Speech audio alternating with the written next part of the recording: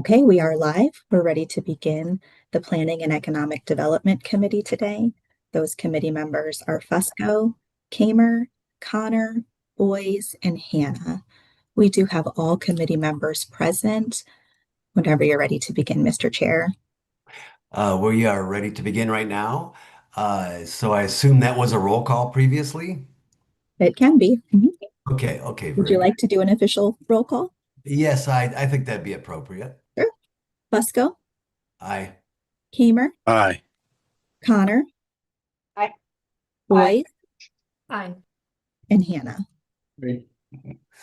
All committee members are present. Thank you. I'd like to entertain a motion that we accept the minutes of the previously held meeting. So So moved. moved. Second. All those in favor signify by saying aye. Aye. Aye. Those against? Okay, not Could I hearing get a any. roll call vote on that one, Mr. Chair? I wasn't able to hear everyone. If you would like one, that's fine. Thank you. Fusco, Aye. Kamer, Aye. Connor, Aye. Boyes, Aye. and Hannah. Aye. The motion to approve the minutes passes 5-0. Thank you. Okay, we have two items that are up for a public hearing this afternoon and this evening at 5 o'clock. The way we conduct these are Sarah Biviano, our clerk, will read in the conditional use or in today's instance, it's the capital budget that we'll be discussing during the public hearing portion. However, though, Sarah Biviano will read it in, and then I believe Mike Antonucci will then provide a report from the planning department or maybe Helen Tomic today on the capital budget will be providing that report. After that, we'll then close the public hearing, or I'm sorry, we'll then swear in any individuals that wish to testify before the committee. Whenever that occurs, I would respectfully request that you make sure that your Zoom screen is on so we can see your face and your hand whenever you're sworn in by Sarah Viviano. After that, we will then open up the public hearing portion, ask for comments. If you could please provide for us your name and address, we appreciate that. We'll then close after everyone has had their opportunity. We'll then close the public hearing portion and open it up to questions from the committee and then from all of council. We'll basically be repeating that process this evening at 5 o'clock, and you are all welcome to join us at that time, in which we will repeat the process. The only major difference is that we will make a recommendation to all of council on the items that are up for public hearing, be it in favor, against, or to table an item and take time. Those are the procedures that we follow. And with that, I would like to ask Sarah Biviano if you could please read in the first item that's up for public hearing today. Thank you. Sure. The first item that's up for a public hearing today is the resolution adopting the 2026 Capital Investment and Community Development Program, legally referred to as the Capital Investment Budget, and declaring an emergency. Thank you, Sarah Biviano. Helen Tomic, I assume you're here on this one. Is that safe? Thank you, committee chair, committee members. My name is Helen Tomic. I'm with the Long Range Planning Department. The proposed capital investment program is the result of months of work across departments to determine how the city can best invest in capital assets in order to improve its operational efficiency, strengthen the quality of life of our residents, make Akron more attractive for private investment, and to ensure that the city's infrastructure aligns with our strategic goals and plans. The city's capacity for investing in these assets is limited, and there is not enough revenue or debt capacity to address all of our capital needs. The budget reflects our best efforts to make often challenging decisions about what investments to prioritize and what investments can be delayed or foregone. The proposed 2026 budget before you continues the critical work of aligning the city's infrastructure with the needs of the 21st century city.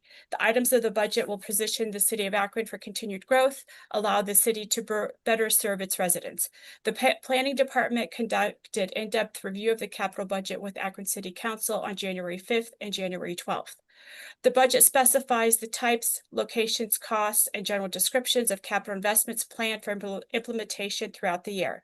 The capital budget includes the following items: street and sidewalk improvements, improvements to parks, improvements to public facilities, economic development projects, debt service on previously financed capital projects, and water and sewer system upgrades. The objectives of the budget are to construct or rehabilitate facilities vital to the residents of Akron, to reduce long-term operating costs, to encourage private investment, thereby increasing the city's tax base and annual revenues, leveraging federal, state, and local funds for wherever possible. The proposed budget estimates of approximately $342 million. Funding sources include local government funds, regional development funds, state of Ohio funds, and federal government funds. With that, we turn it over to you for the public hearing. Thank you. Thank you, Helen Tomic. At this point, I'd like to request that Sarah Viviano, our clerk, please swear in any individuals that wish to testify before the committee during our public hearing. Sure, we had two individuals sign up for this public hearing, Mr. Reynolds and Mr. Guran. If you could unmute your audio for me first. Thank you. And if you could please raise your right hand.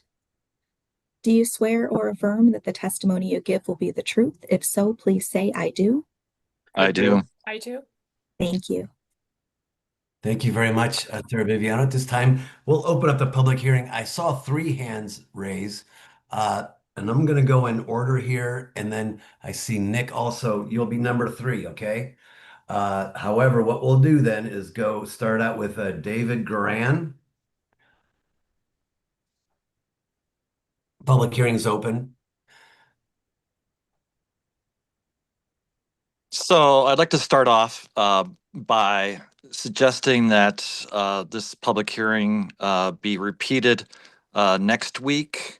People that do not have technology to appear virtually. Also, people can be technologically adverse and not be able to join us today. Therefore, there should be a in-person public hearing next week. And we don't need to rush this capital budget. You see your deadline is February 15th. In terms of the budget, I had a question. Both the police and the fire have a system that's has the initials CAD. I'd like to know what those initials stand for and what that particular item does for both the police and the fire. I do see that that there's going to be an expenditure for a command vehicle that is $650,000. That command vehicle is basically a GI Joe truck, and without changes on how the supervision of the police department is improved, such a vehicle should not be bought. You know, we don't need a vehicle with leather chairs and popcorn holders. So I'm basing my problems with the supervision of the police in terms of the reports from the independent auditor. The independent auditor has shown that oftentimes obvious times where police officers have done something wrong in terms of citizens, but also for other police officers. Recent case, there was a police officer that 2 police officers reported to a domestic violence case, and the one police officer was outside talking to the woman, and the female police officer was inside the house and ended up going into the house and Okay. actually was into a skirmish. So the point Mr. is, Duran, excuse me, I'm sorry to interrupt. I'm sorry to interrupt, Mr. Grand. I'm just going to respectfully request that you keep the comments to the capital budget itself. That would be more of an operating budget type of thing, but the capital items is what we're here, and that's what the public hearing is about. Capital. the point is that this GI Joe vehicle is not necessary. Okay. And it would be a waste of money. And I will hold my other comments for later. Okay, thank And I you. would like that question answered about the CAD. CAD system. Okay, very good. Or Thank you. CAD system for the police and fire? CAD, What- yeah. It's What do they communications. use it for? It's communications, but I'll leave it to the experts to But answer. that's not the same thing as a CAD system. I'm going sorry. to refer to them to answer. Okay, I would expect an answer. Thank you. Thank you. William Reynolds is next. Hi, can you hear me? Yes, thank you. City council's most powerful tool isn't a speech, a resolution, or a press release. It's the power of the purse.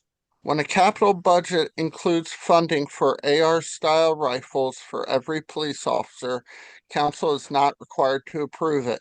This is exactly the moment when council must intervene. Budgets are moral documents. They expose priorities, and choosing to fund military-grade weapons instead of housing stability, mental health response, violence prevention, or neighborhood investment is a deliberative choice. We cannot ignore the human cost of these decisions. Jasmine Tucker would be far less likely to be dead today if an AR-style weapon had not been readily available. That is not an abstract policy debate. It is a real-life loss, a family grieving and a community left with yet another wound. The more lethal the weapon, the more irreversible the outcome. Issuing AR-style rifles increases the likelihood that encounters end in death rather than in de-escalation. And when police involved deaths do occur, there rarely appears to be meaningful accountability. Investigations drag on or disappear Excuse me? behind closed. Huh? Go ahead. Someone was interrupting. It's okay. Oh, okay. And when police-involved deaths do occur, there rarely appeals to be meaningful accountability. Investigations drag on or disappear behind closed doors. Officers remain employed, departments close ranks. Families are left with unanswered questions where the public is asked to trust the process, a process that too often produces no consequences and no reform. Expanding access to more lethal weapons without If we could keep it to the capital budget, Yep. please. Without first addressing this accountability gap is reckless. What makes this even more indefensible is that a genuinely useful command vehicle, a tool that could improve. Oh, actually, that has been included now. But sorry, a tool that I wrote this before I realized Okay, yeah, that was it's not in the improved. budget, but go ahead. Oh, it's not in the budget? No, sir. Okay. Go ahead. What makes this even more indefensible is that a genuinely useful command vehicle, a tool that could improve coordination, communication, and safety without escalating force, has been sitting in committee. A vehicle designed to manage emergencies and reduce chaos stalls while funding for high-powered rifles moves forward.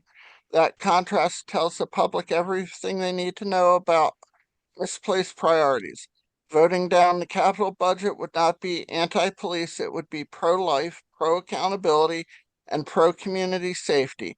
Militarization does not build trust, it does not prevent violence, it escalates it, disproportionately harming Black, brown, poor, and marginalized residents, as history has shown again and again. City Council exists to serve as a check on executive power.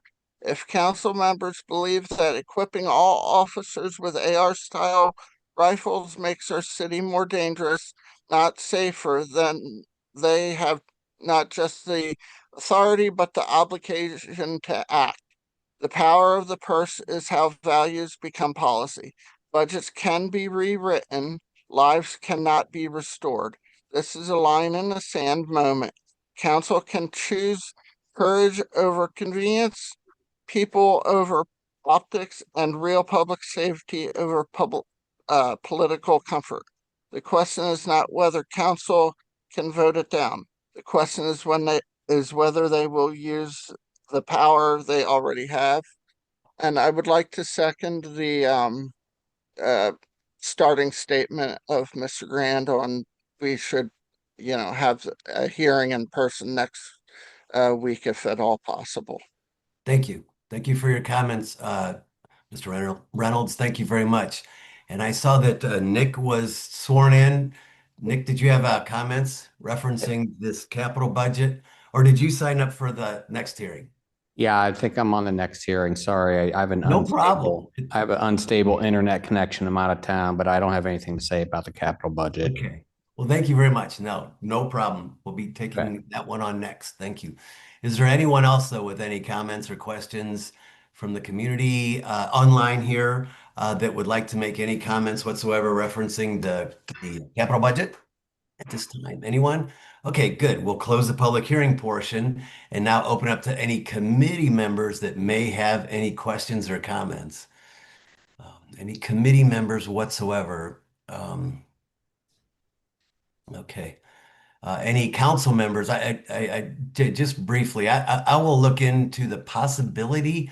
I think we may have a notification problem in terms of having additional public hearings for next week, but we'll discuss that amongst the leadership. Sarah, because typically, don't we have to have a 10-day notification? For conditional use items, there's a 15-day notice. I would have to look into it further for this type of a public hearing, but I'd be happy to do that. Yeah, notification, that's the one piece that we're always cognizant of, and it's pursuant to the charter, but we'll discuss it. I see Tina Boyes. Thank you, Mr. Chair. Ms. Tomic, I was just wondering, has any, since the original budget came to us on the 5th, have any of these items changed? As of today, they have not. Thank you. Good. Any other committee members? Okay, we'll open up to any council members. Have any questions or comments? Any council members whatsoever at this point? Okay, I'm not seeing any. Sarah, do you see any? I do not see any. No? Okay, good. So I'll invite those that have spoken tonight at 5 o'clock. We'll have an additional public hearing and we'll ask for the community for comments at that time. And again, the committee will make a recommendation either favor, against, or to table an item and take time. We do have, pursuant again to the charter, I believe till February 15th to have this passed or voted on pursuant to the charter. So we do have some time. So with that, I'll ask Sarah Biviano to please read in the second item that's up for a public hearing. Thank you, Sarah. Sure. The second item that's up for a public hearing is an ordinance authorizing a conditional use to establish a dual-use marijuana dispensary at 1140 West Portage Trail and declaring an emergency. I do want to make a note for the committee and everyone that's on this call that there is a substitute offered as an amendment, and you'll see that as item number 3A under the new legislation section. Thank you, Sarah Biviano. And I believe Mike Antonucci is going to provide the report for the committee. Yes, thank you, Mr. Chairman, committee members. OPC Cultivation LLC is seeking permission to establish a dual-use marijuana dispensary at this location.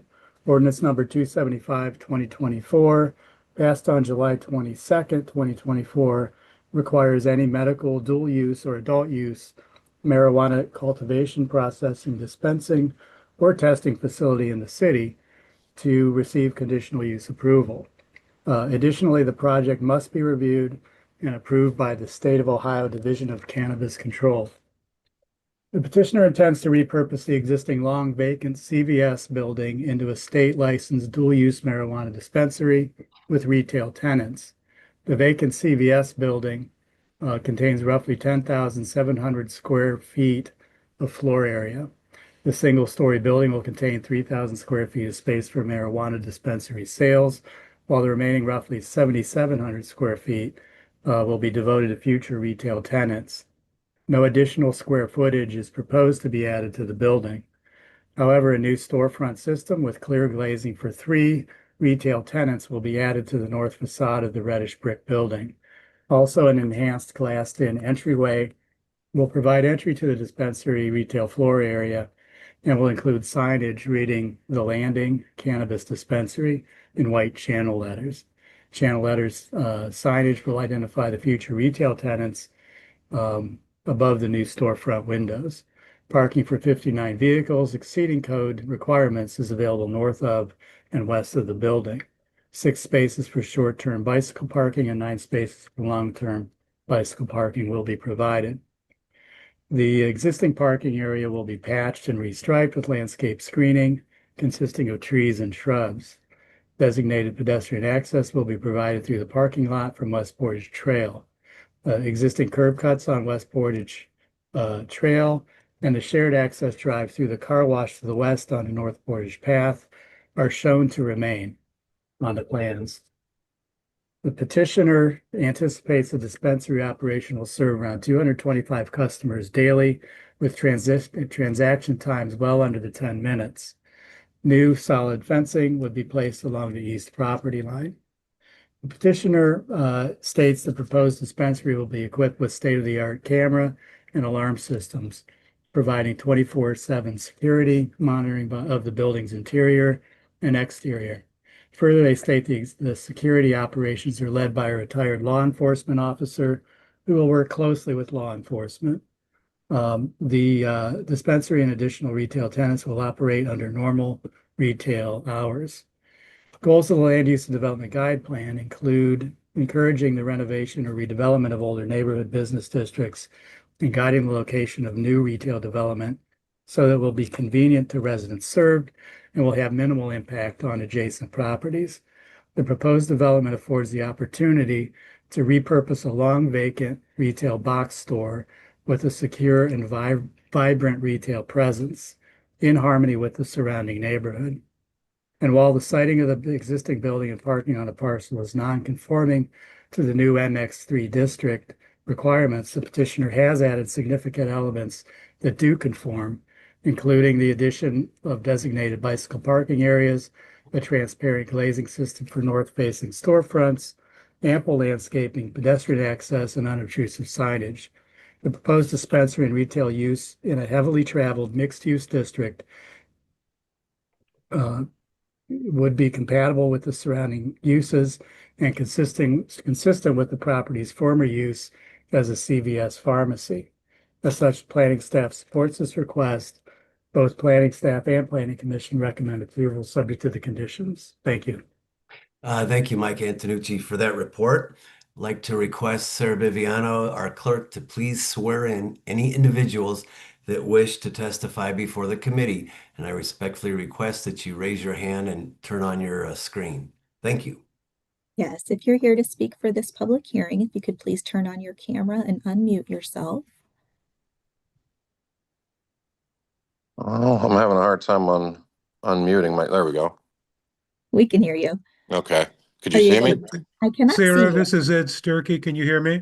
I can hear you, but I can't see you. Are you able to turn on your camera? Making every attempt. Thank you. Okay. This is Carl Buck. Can you hear me? Yes, Can you see me? I cannot see you. Boy, oh boy. Mr. Sturkey, I can see you now. Okay, I hope it's pleasant. Of course it is. I can't seem to turn my camera on, but you could hear me okay, correct? Correct. Do you have to see me put my hand up? Mr. Chair, do you want to go ahead and swear in those that we can see? And while we're going through others, I can try to work with Mr. Buck to get his camera working. Yes, that's fine. Okay. Absolutely. Sure. Those of you that are here and on camera, if you could please raise your right hand. Do you swear or affirm that the testimony you give will be the truth? If so, please say, I do. I do. I do. I do. Thank you. Thank you. Thank you all. At this time, we will now open up the public hearing portion. What I'm going to do, I was given the, excuse me, a listing of folks, I assume as they kind of signed up from our clerk, and I will call them individually. And then after we're done with all that, if anyone was sworn in, however, did not sign up, we don't have their name, they will be provided an opportunity to speak to the committee today. And that's usually the way we do it at night too. So with that, we're just going to go forward with the names as There we given go. to me. Okay. All Oh, right. okay. Is that Mr. Charles? Santa Maria. Yep. I Santa swear Maria. to tell the truth, all that good stuff. There's my hand. So. Is that good, Sarah Biviano, for you? That's fine. Okay, very good. I believe that takes care of everything. So what we'll do is, again, I'm going to call these in order, and the first ones I have here is those that are for, and then I will call those that are against, and then there's some that did not confirm either way, but I'll call upon them as well. And if we miss someone, you'll be given an opportunity. So to begin with, we have Jessica Ramser. If you could please comment. Welcome, and if you could please provide for us your name and address, and you may be on mute. Yes, I just unmuted. Oh, there you are. Okay, I'm sorry, I was looking at There I somebody am. else. Yes, Jessica Ramser, address is 38 Main Street, Westlake, Ohio, 44145. Jesse Gannon, our general counsel, will be speaking on behalf of the company, but I am the compliance director for OPC Cultivation, and I'm available to answer any questions council, committee, or neighbors may have on the facility and the strict compliance regulations we have to maintain. Thank you very much. Drew, I apologize if I pronounce your name wrong. I'll do my best. Drew Finkus? You got it, Mr. Fusco. That's correct. Yeah, my name they butchered too. I'm here with development at Fireland Scientific and the Landing Dispensary. Similar to Jessica, we're going to let Jesse do our presentation, but we're here to answer any questions related to zoning and the land use guide plan. So thanks. Thank you, Mr. Finkus. Jesse Gannon? Hi, I'm here. Can you hear me okay? Yes, we can. Thank you. Okay. Well, thank you, Council, for this opportunity. I'm General Counsel for OPC Cultivation, who's the applicant in this. And I'm going to keep it very brief. Mr. Antonucci did a great job at kind of summarizing our project just a few minutes ago. So rather than,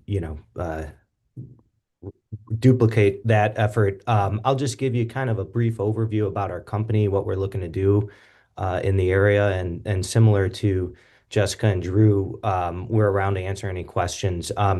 We also have with us, I believe on this meeting, Matt Majoy, who is our security director. He was having a little bit of issues logging in, but I think he's still on here or is attempting to join. And then Kevin Oliver, who is our architect, he's also on this meeting as well, that can help answer any questions. So the Landing Dispensary, so we're part of the Fireland Scientific family of companies. We're an Ohio business headquartered in Northern Ohio. We have locations in Huron, Cleveland, Columbus, Cincinnati, Monroe, and Berea. And we also just recently expanded our Ohio business into neighboring West Virginia. So in total, we employ about 300 employees here. We offer competitive wages and benefits, including healthcare, paid time off, 401k with company match, life insurance, disability insurance, et cetera. And we pride ourselves on being good community partners. You can go around to the different areas where we operate, and you'll hear positive feedback. We typically volunteer, we get involved in the community, and we enjoy it. We enjoy being active in the communities where we operate. So we're really looking to do the same here in Akron. About the project, again, not to avoid redundancy.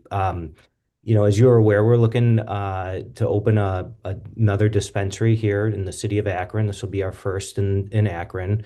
And we've really appreciated the partnership thus far with the Planning Commission, the Zoning Department, and Council. As Mr. Antonucci described, our plan involves the repurposing of a former CVS building. This building's been vacant and idled for several years, and we're excited about bringing new life to the building, new jobs and investment to the neighborhood. Um, you know, we understand that council has received some opposition feedback, concerning our project. And while we certainly understand and respect the differing opinions around legalized cannabis, we would ask that council keep a few things in mind as it considers our application. Number one, to be clear, our project fully complies with both municipal and state law. This has been vetted by the planning department in consultation with the law department, and we fully comply with state and municipal law. So any suggestion otherwise is simply untrue. Second, more than 75% of the voters in the ward in which we're looking to open our dispensary voted yes on issue 2, which is the citizen-led initiative that affords us the opportunity to open in Akron. So it also overwhelmingly passed in the city. So thus, while, our opponents who are trying to prevent us, from opening a business in the investing neighborhood, it's our contention that those views do not necessarily represent the view of the majority of the constituents in the ward. Because again, I think the ward was the highest performing ward in all of the city of Akron.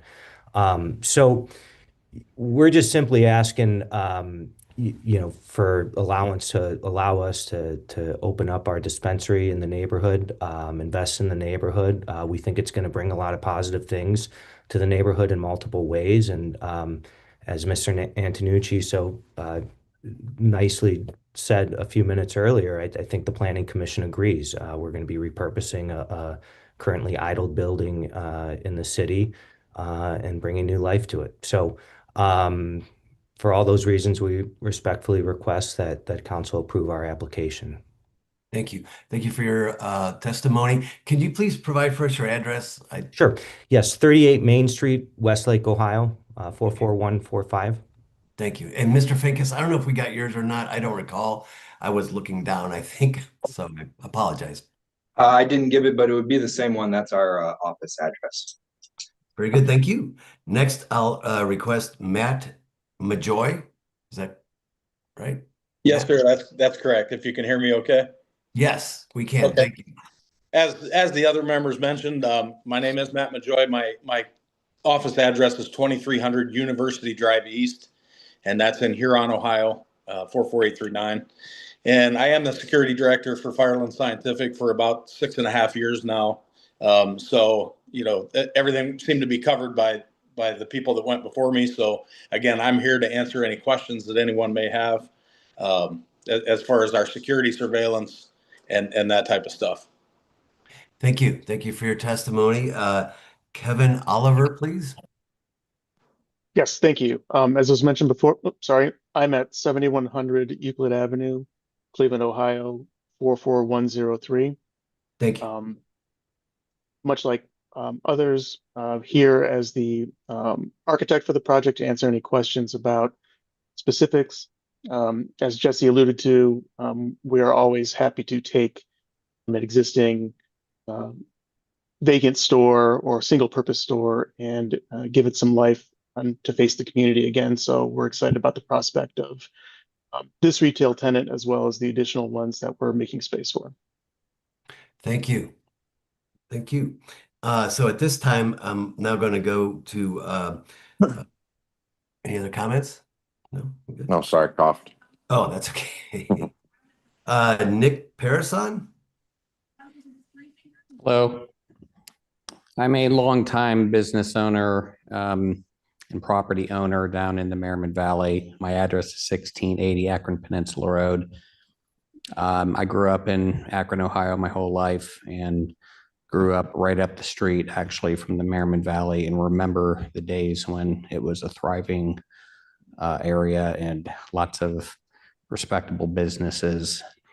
I don't pretend to be an expert in cannabis dispensaries across the country. I'm well aware there are differing opinions and different outcomes in different states and cities. But I'm opposing this legislation for the following reasons. I'm concerned about my business. I own a wellness spa, and we've been in business 23 years, and concerned about my property values for obvious reasons, and I'm concerned about crime in the area with the opening of a dispensary, and also traffic in the area. The area where the CVS sits is a high traffic area, and I can foresee potential problems if they're increasing the number of businesses going in there. That's all I have to say. Thank you. Thank you. Thank you for your testimony. Appreciate you zooming in with us today. Penny Miller, please, if you can please provide for us your name and address. My name is Penny Miller, and it's 1428 Water's Edge. I want to say something that someone said, that we are in harmony with the neighborhood. I do not believe you are in harmony with our neighborhood, which is Water's Edge, which is directly 100 feet behind the CVS. I have to agree with the person at the first hearing that said that you needed to have an in-person, because I know that a lot of my neighbors in this neighborhood were going to be present at this meeting, and they don't have the capacity to do it on Zoom like I did. And I don't think that's fair. I think when I think of the meeting that was held at the Mexican restaurant a few weeks ago, that place was packed with my neighbors. But I don't see a lot of my neighbors in this Zoom meeting. So I don't think this is right. And no, you are not in harmony with this neighborhood. You are too close to us. You can actually like walk 10 feet and we're into the CVS parking lot. CVS, at the meeting in the Mexican restaurant, we were told CVS served 600 cars a day. Well, if they did that, they would not be out of business. So I don't believe that that is true. I think you are too close to the low-income families that are in the apartments that are just right halfway up the hill. Too close to the kids. I'd say at least 10% of the kids that go to Woodridge live in those apartments. And I think that's too close to have a dispensary. I agree with what Mr. Parison said. The traffic is horrendous. Somebody needs to look at the fact that people can make a right turn onto Portage Trail from Portage Path without stopping. People go 30, 35, 40 miles an hour. So I can't imagine people having to make a left-hand turn out of CVS parking lot in order to get back on Portage Trail. It's a mess. It's a mess now. I would love to be able to walk to Papa Joe's, which is right across the street, but I am not taking my life into the hands of those people that drive too fast going up the street. We are very concerned as a neighborhood. We are a very safe neighborhood. I don't know that a lot of people know that we are here. I lived in West Akron my whole life, and it wasn't until I was looking for a condo that I realized that this little development was here. But now I think that's not going to happen. I think people are going to see us. They're going to be driving through our neighborhood, and that is not in harmony with us, and it is way too close. We have concerns that they are going to come down our private streets because they are private streets. They are marked as such, and people still drive down them. But we feel that it's going to be even worse if this comes into being. I am also concerned, as Mr. Parasan, on our property values. We were told at the other meeting that our property values would not change. I don't believe that. And I don't believe many of my neighbors believe that. They are very concerned about that. The security, what's going to prevent people from buying their marijuana and then driving, 100 feet into our neighborhood and using what they bought? Concern for increased crime. That's not something that I think is a real problem in our neighborhood, but I think you're bringing that to us. And that is very upsetting to me. You're too close to our neighborhood. As I said, we are not in harmony. The security, I listened to the security at the meeting at the Mexican restaurant. My question that was not asked then and was not answered, is it a person that's going to be there 24 hours a day providing security?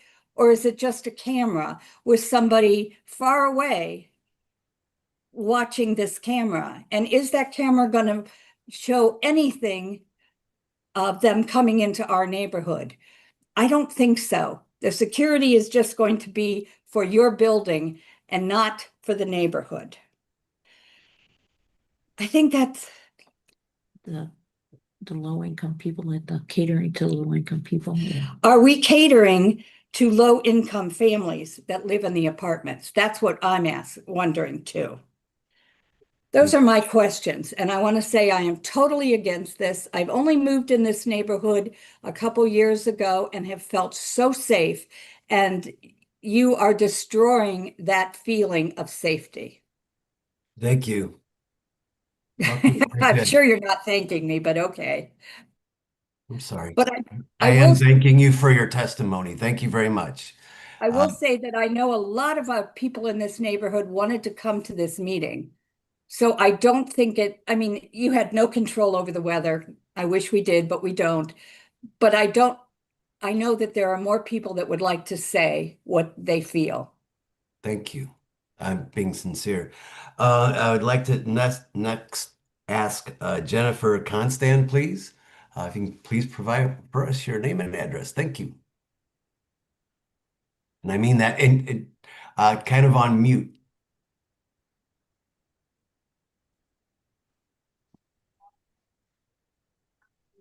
Hi. Hi. Can you hear? Okay. We're good. I'm going to read a statement, but first I want to say I am not against marijuana. I voted to legalize it. But here are my reasons why I am against this. I live at 1425 Waters Edge Drive in the development that is directly next to the dispensary. We have a wonderful, diverse neighborhood of 81 condos. While the vast majority of owners are of retirement age, we also have young families. You will see people walking, some with walkers, some with strollers, some walking their dogs, neighbors riding their bikes and children on scooters. And all of this is taking place in our street and on our shared right-of-way with the proposed dispensary. I was able to speak with 73 of our households. One household is in favor of the dispensary. The vast majority of households are adamantly opposed to the dispensary, and it's due to the traffic and safety concerns. Akron City Planning Director Kyle Julian stated that Akron Peninsula Road has been designated a high injury network road. Doug Farr of Farr Associates, the designer of the Gateway to the National Park Plan, called the build environment of dangerous sidewalks, walkways, and heavy traffic a disaster. He also said, to be a gateway, we have work to do. Since the Gateway Plan was initially proposed, the Valley has added hundreds of new apartments and townhomes, making the traffic even worse. Pulling into or out of our neighborhood at certain times of the day is next to impossible and very dangerous. Akron City Code Section 153.476 states the planning staff, the City Planning Commission, and City Council should focus on the impact of the proposed use on public safety in the surrounding community. If you allow this proposal to go through without addressing the underlying traffic issue, you are not taking the safety of the citizens into account. The traffic that will be created by a new dispensary will exacerbate an already existing problem. I would propose that any conditional use be contingent upon the installation of a traffic control device at the intersection of the reciprocal easement and Akron Peninsula Road. Please protect the citizens of our neighborhood, the citizens that will be using this dispensary, and the citizens that travel on that road. Thank you for your time. Thank you for your testimony. Thank you. And you're welcome back this evening at 5. Thank you. Yes, thank you. Alex Quay?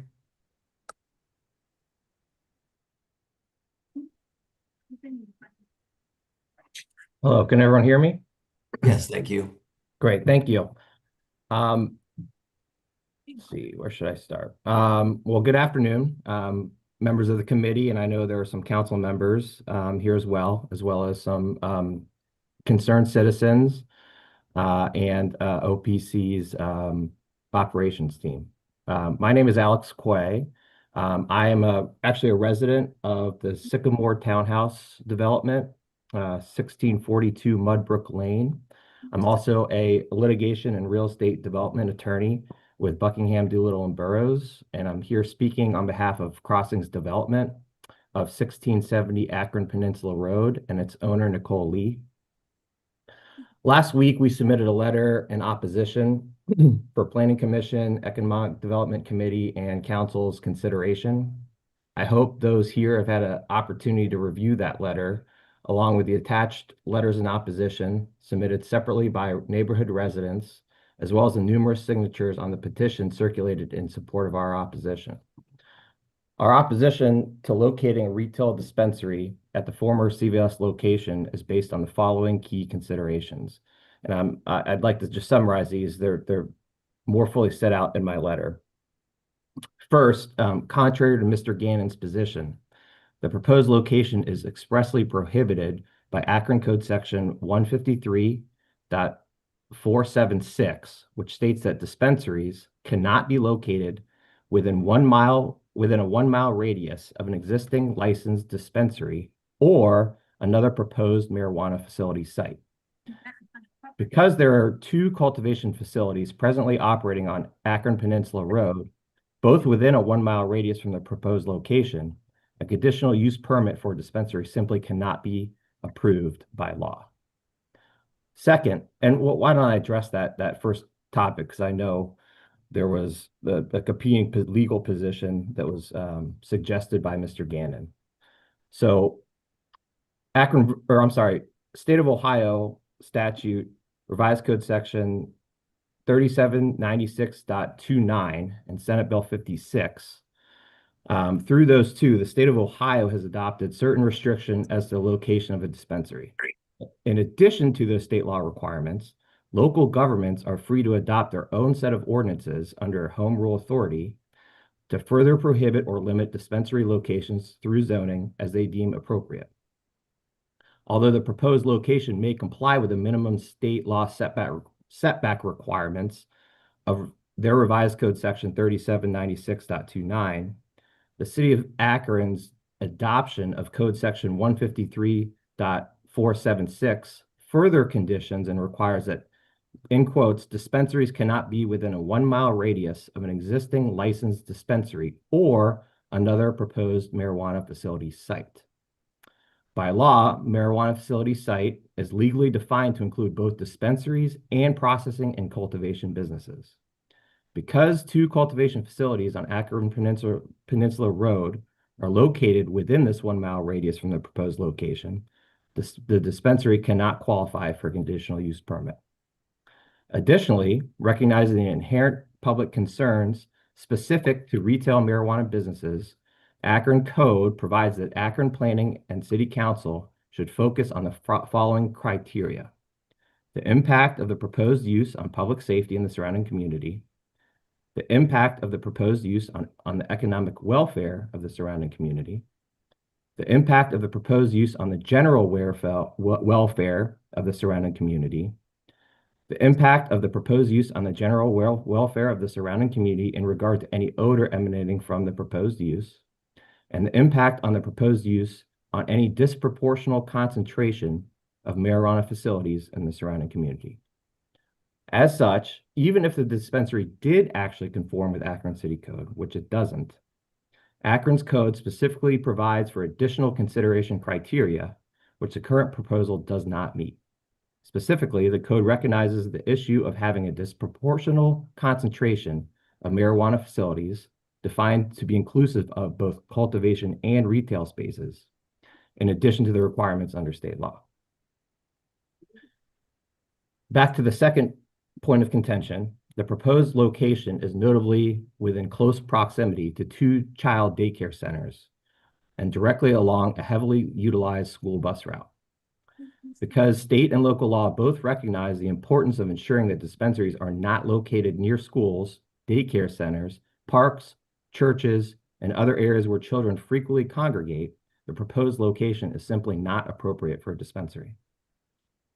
Third, a dispensary at the proposed location directly contradicts the city's redevelopment goals for the neighborhood as reflected in the Merriman Valley Master Plan, which was adopted in 2022.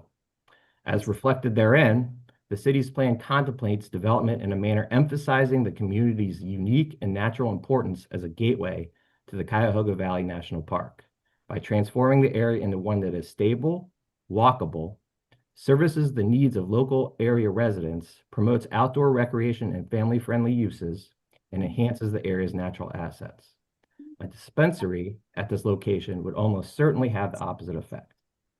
Further, the plan identifies existing gaps and retail priorities for the neighborhood, which notably do not include additional smoke shops or dispensaries.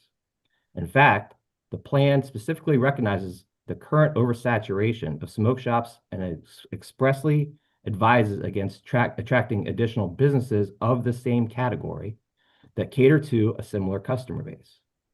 Rather, as acknowledged by the plan's market analysis, the neighborhood needs and would be better served by locally focused grocery stores, pharmacies, hardware and garden stores, arts and crafts and hobby businesses, and other such similarly type retail, with a notable commonality that those businesses naturally attract local, family-friendly customers and promote outdoor recreation and family-friendly uses in furtherance of the plan. Fourth, the dispensary does not serve an existing retail market shortage in the area. At present, there are at least 8 operating dispensaries located within an 8-mile driving radius of the proposed location, the closest being only 2.8 miles away. In addition to the 8 existing dispensaries in the area, an additional dispensary is being proposed at 1960 West Market Street, adjacent to Ken Stewart's Grill, only 3.5 miles away from the proposed location. Adding another dispensary here is simply not the best use of the location's retail space from a thoughtful development perspective. Fifth, as already been addressed, the dispensary will undoubtedly increase traffic at an already unsafe, congested intersection. A dispensary, particularly of the proposed size, will not attract a walkable customer base, but will instead increase auto-dominated traffic, predominantly from non-local residents, especially where a drive-through is contemplated.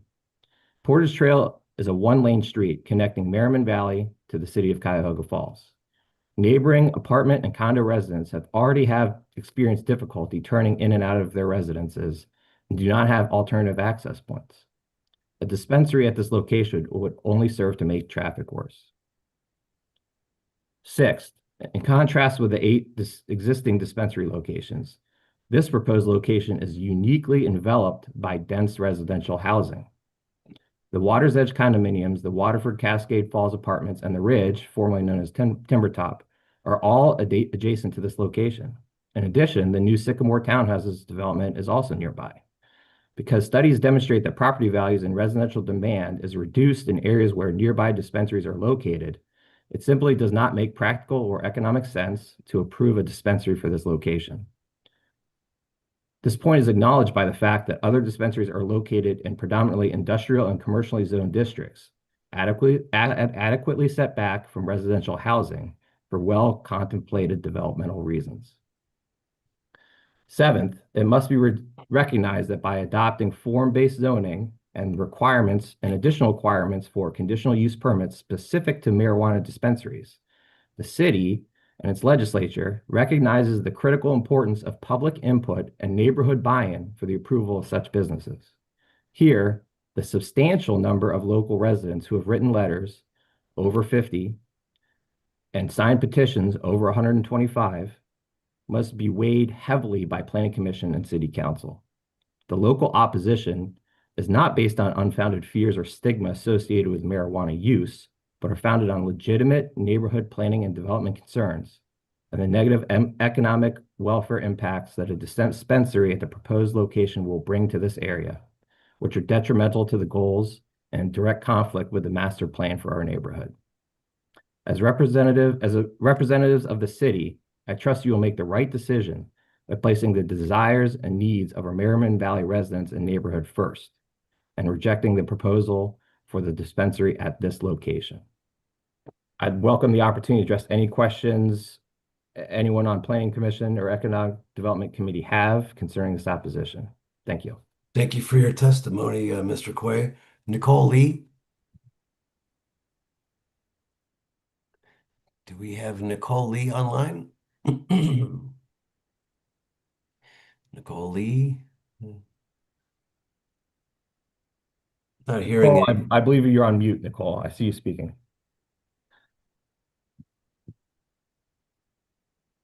Can you hear me now?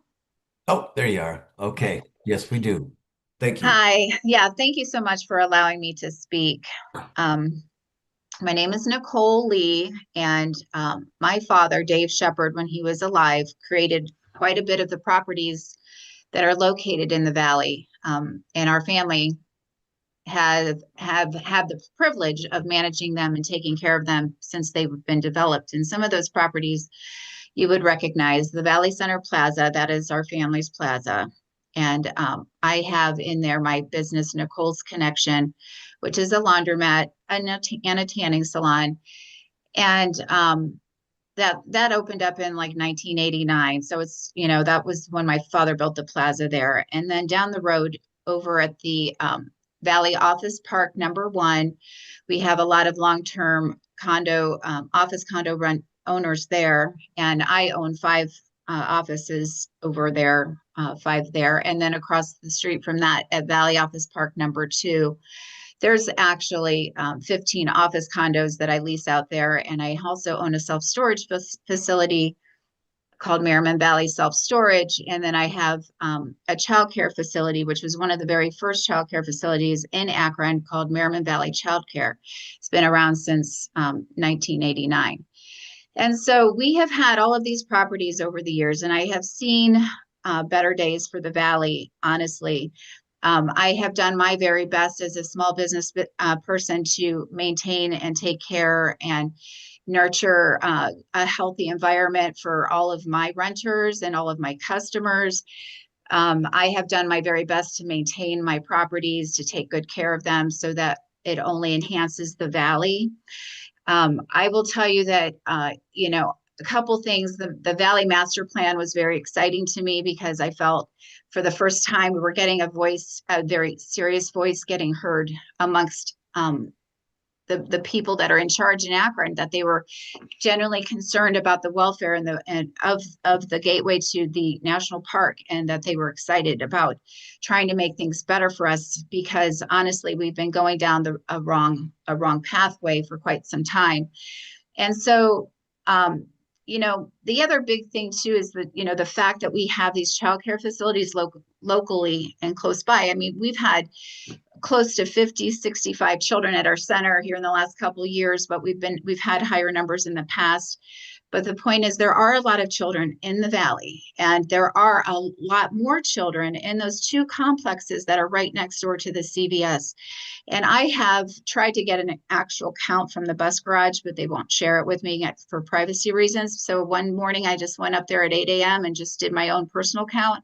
And they do 2 routes in there between that complex across the street. And I counted over 50 kids. And that was just me trying to count in one area.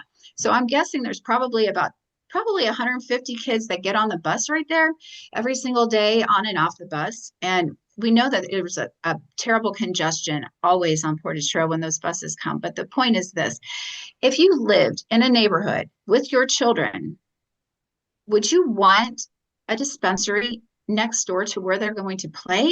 You don't know what the smell could be. You don't know what that influence is. And you know, whether or not you're for marijuana or not, it's just a negative bringing down. We need to have things that lift things up, like the master plan of the valley, like actual business owners that care about the people that they put into their offices and their retail places.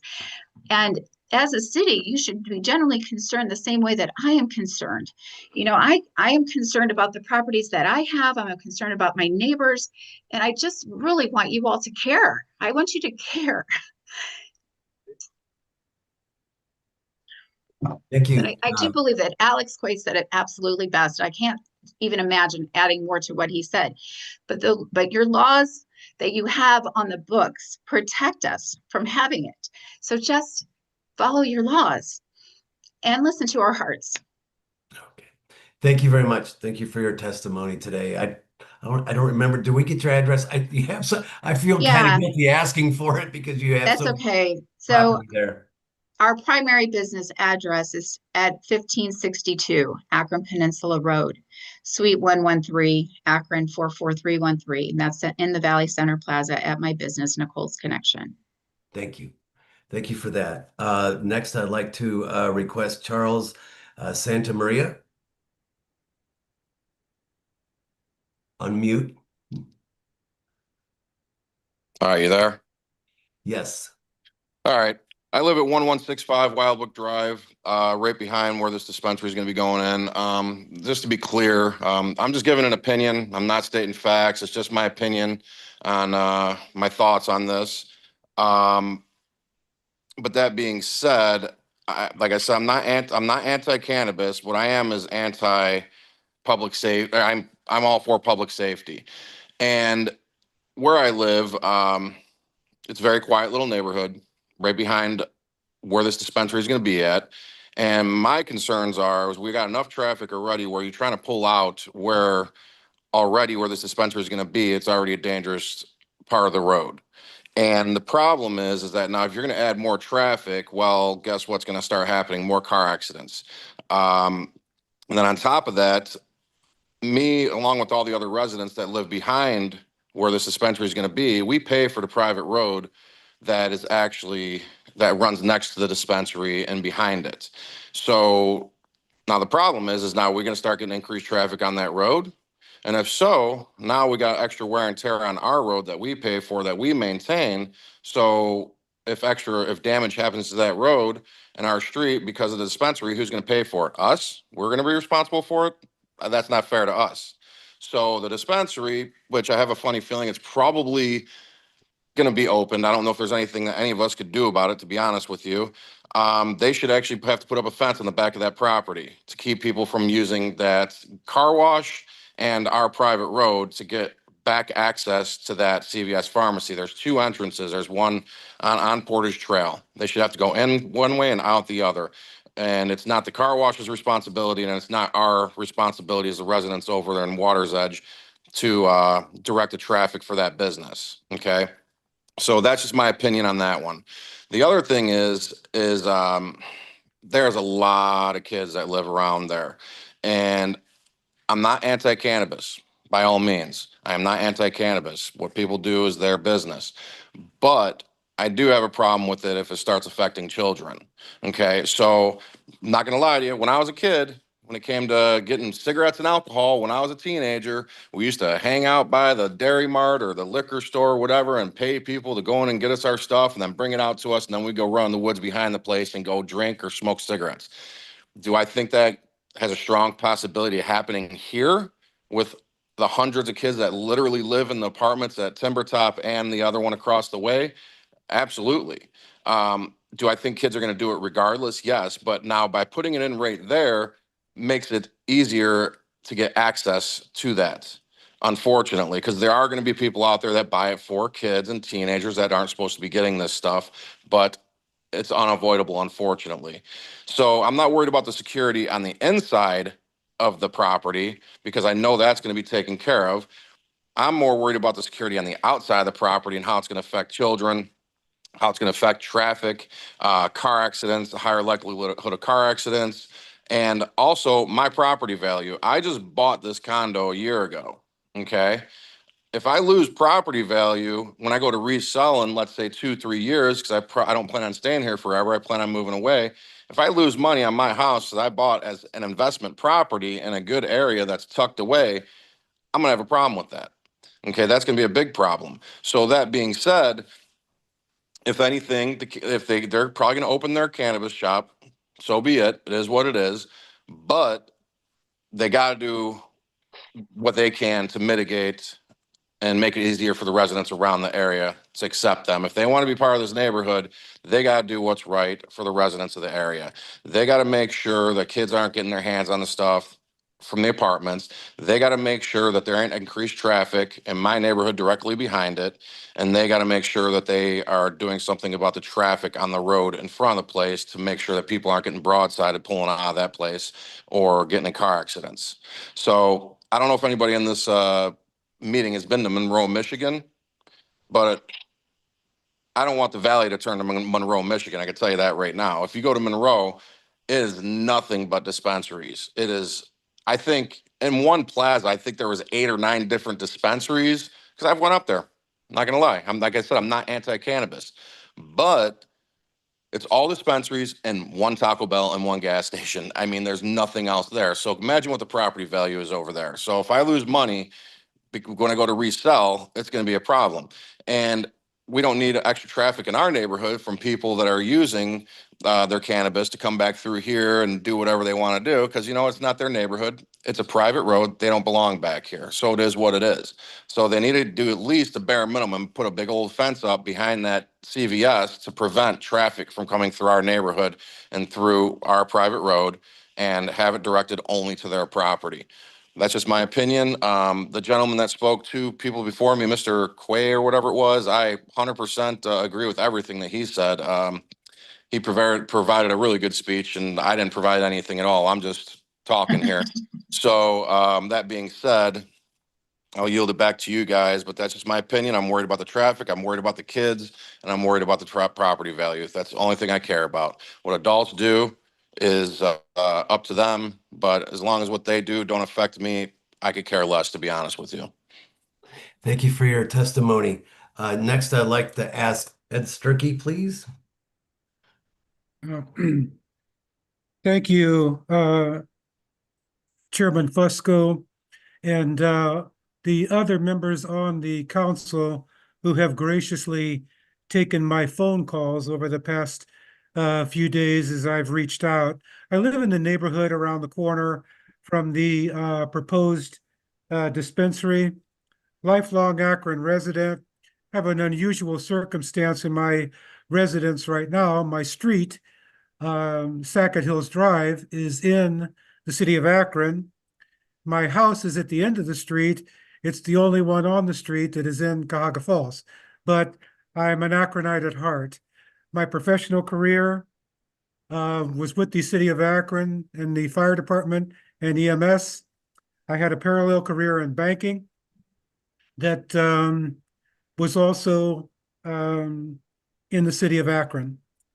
I would like to, but I digress. I wanted to say several folks have made references to the Merriman Valley Schumacher area master plan that was proposed to a lot of us not too long ago. So I would like to just read a brief excerpt in that the hopefully my phone will stop ringing there. Okay.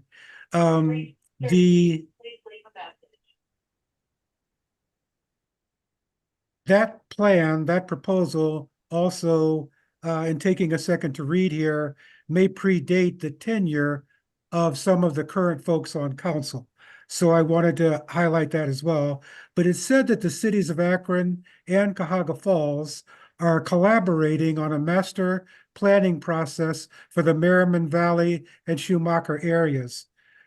Through this planning process, the cities hope to ensure the Merriman Valley and Schumacher area will become more walkable, healthy, equitable, beautiful, and resilient place to live, work, and play.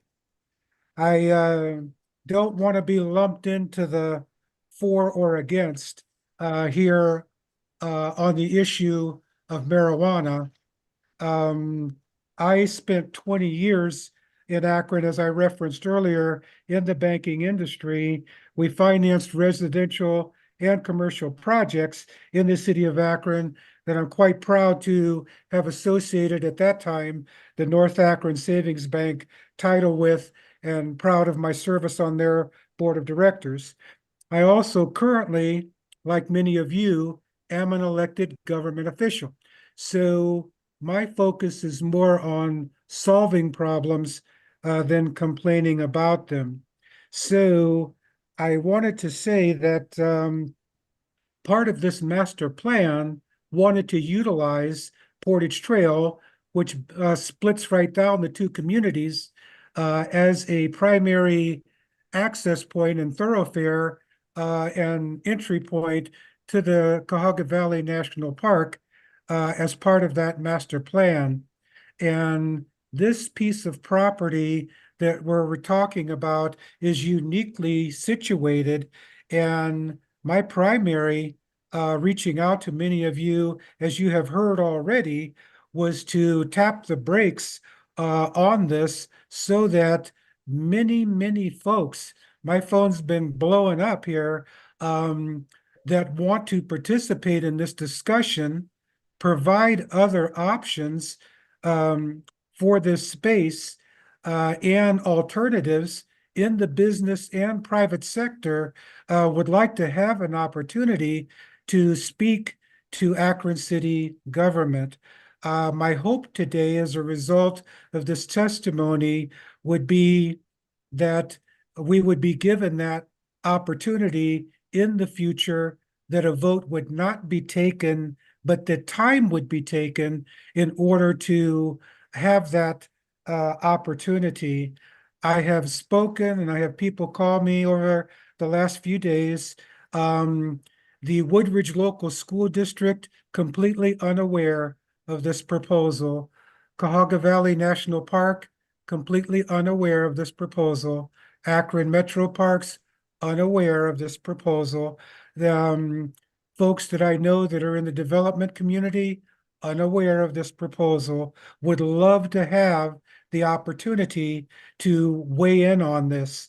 It is within the power of the city of Akron under the Ohio Revised Code, section 163, to weigh in on the future use of this property. My other comments were echoed by Mr. Quay, Miss Lee, Penny, and others. So my request today is for time. I believe that this application for this property is wholly inconsistent with the Merriman Valley plan. I almost want to say, what the heck happened? Chairman Fusco, I also wanted to point out for the benefit of council, something that they already know, but I'll repeat it, that I know that the FAR Associates, the on planning and urban design, the Land Use USA Urban Strategist, the Crabtree Group, and the Code Studio that were all part of the area master plan did not provide their services for free. We have an investment in the valley, and as you come down, as I was told by the national park folks, they have 2.8 million visitors to the park every year. Coming down Portage Trail, not all from Portage Trail, of course, turning left into the Merriman Valley, turning right to go into the park system. There could be a much better use for this property. And so I'm hoping that we have that you would grant us that time. And I assure you that if it is granted and another opportunity is given for public input, not by people who live outside of the city, but those of us that live in it and near the Merriman Valley, that you're going to have to rent a facility to hold the number of people that want to come and be part of this. The last thing I want to say is this, is that why settle for less when we could have something there that is really, really great and appropriate for the long-term future economic development of the Merriman Valley. And I will yield the balance of my time. Thank you. You're welcome. Thank you very much for your comments. What is your address, Mr. Sirky? I'm at 1844 Sackett Hills Drive. And I also want to say I just encouraged others to write their letters, to reach out to you folks. I know that some have. I hope that you're not swamped and will take the opportunity to read before tonight's meeting some of those things that came. And I'm certainly here to address any questions that you may have. Thank you. Thank you again. Carl Buck, understand that you're on. You should be able to see me now. I switched computers. Is that? Yep, we can see you. Thank you very much for joining us. Thank you for your time today. You know, there's another recreational store 2 miles from the one proposed on the location of Portage Trail. I'm at 1418 Sackett Hills Drive, by the way, Akron 44313. Thank you. Do we need another one that close? You know, users of the dispensary on the corner of Portage Trail or State Road and Sackett are very careless pulling in and out. So it's already dangerous on a wide open area. Now you want to put one in where there's already been multiple accidents pulling in and out or turning on to the nonstop right on red. I think you're asking for more accidents.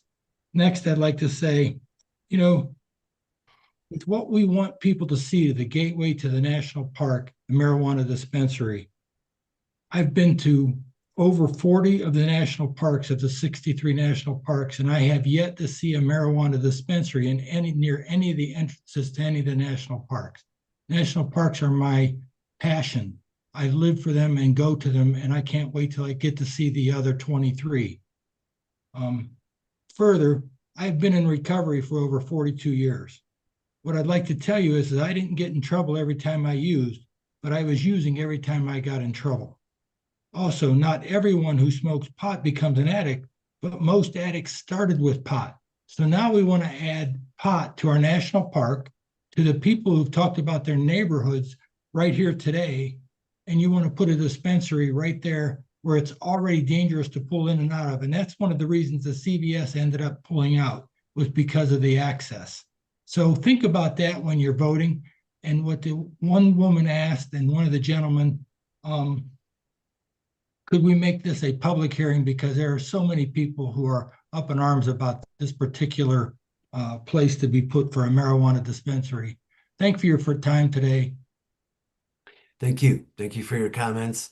Is there anyone else? I believe I saw William Reynolds with his hand up previously. Did you have any comments?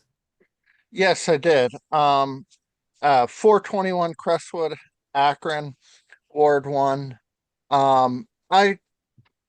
I'm mostly in favor of this dispensary. I do share the concerns about the traffic. I spent a good amount of time up there this past spring. And yeah, traffic is a bit of a problem, but that can be addressed. This discussion isn't about whether marijuana exists. It already does. A segment of our population desires businesses like these. The real question isn't whether they will operate, but if not here, where? Choosing not here doesn't eliminate demand. It simply sends residents and their money to neighboring cities. Legal, regulated dispensaries mean jobs, tax revenue, and accountability. These are licensed businesses with security requirements, age verification, product testing, and strict state oversight. Regulation brings safety and transparency, things prohibition never did. Right now, our residents are spending their money elsewhere. Allowing a dispensary keeps those dollars here, supporting public services, infrastructure, and local employment. There is also a fairness issue. Marijuana laws have historically been enforced unevenly, often harming low-income communities and communities of color. Allowing regulated access, especially with commitments to local hiring and reinvestment, helps address those past harms instead of ignoring them. Concerns about crime are understandable, but the evidence from other cities is clear. Regulated dispensaries do not increase violent crime and often operate with stronger security than many other retail businesses. I urge this council to support the dispensary as a practical, regulated, and community-focused decisions. And in addition to this, many of the concerns that I've heard residents speak of can be easily addressed in the design of this facility. And I would hope that the business presenting this conditional use application would look for proactive ways to address the concerns that the residents have. Thank you. Thank you for your comments. Is there anyone who has not spoken? Sarah Biviano, is there anyone who has not spoken? I am looking now, so I apologize if I overlook you. If you're here to speak on this public hearing, could you please unmute yourself? Okay. Very good. Okay, with that, I do see someone's hand up. However, we will have a public hearing at 5 o'clock this evening, an additional one, and we're well over our time. We have a number of items today for council, and I appreciate everyone attending. Again, you will be invited at 5 o'clock this evening to make comment again. We will have an additional public hearing via this via online, and everyone is welcome. We appreciate your input. We value your input, and thank you for your input. And with that, we're going to close the public hearing portion, and we're going to open it up to questions from any committee members who may have questions at this time. Any committee members whatsoever? I'm looking at committee. I'm not seeing any committee members. Any? Oh, I do see now. Tina Boyce has her hand up. Thank you, Mr. Chair. My question, I wrote down a lot of concerns and I'm still thinking about them, but one of the main questions I had was regard to the location being near a cultivation facility. And I guess my question is for zoning, particularly. What I'm reading says it cannot be within a 1 mile radius of an existing dispensary or a proposed marijuana facility. So, you know, I can't quite tell what that's saying. I think I know what it's saying. Does it disallow another dispensary that's near a cultivation facility? Because it doesn't read that way to me. Okay, good question. Mr. Julian? So the clause right before that sentence actually is instructive because it does say that we're trying to be consistent with the rules that the state of Ohio has laid out.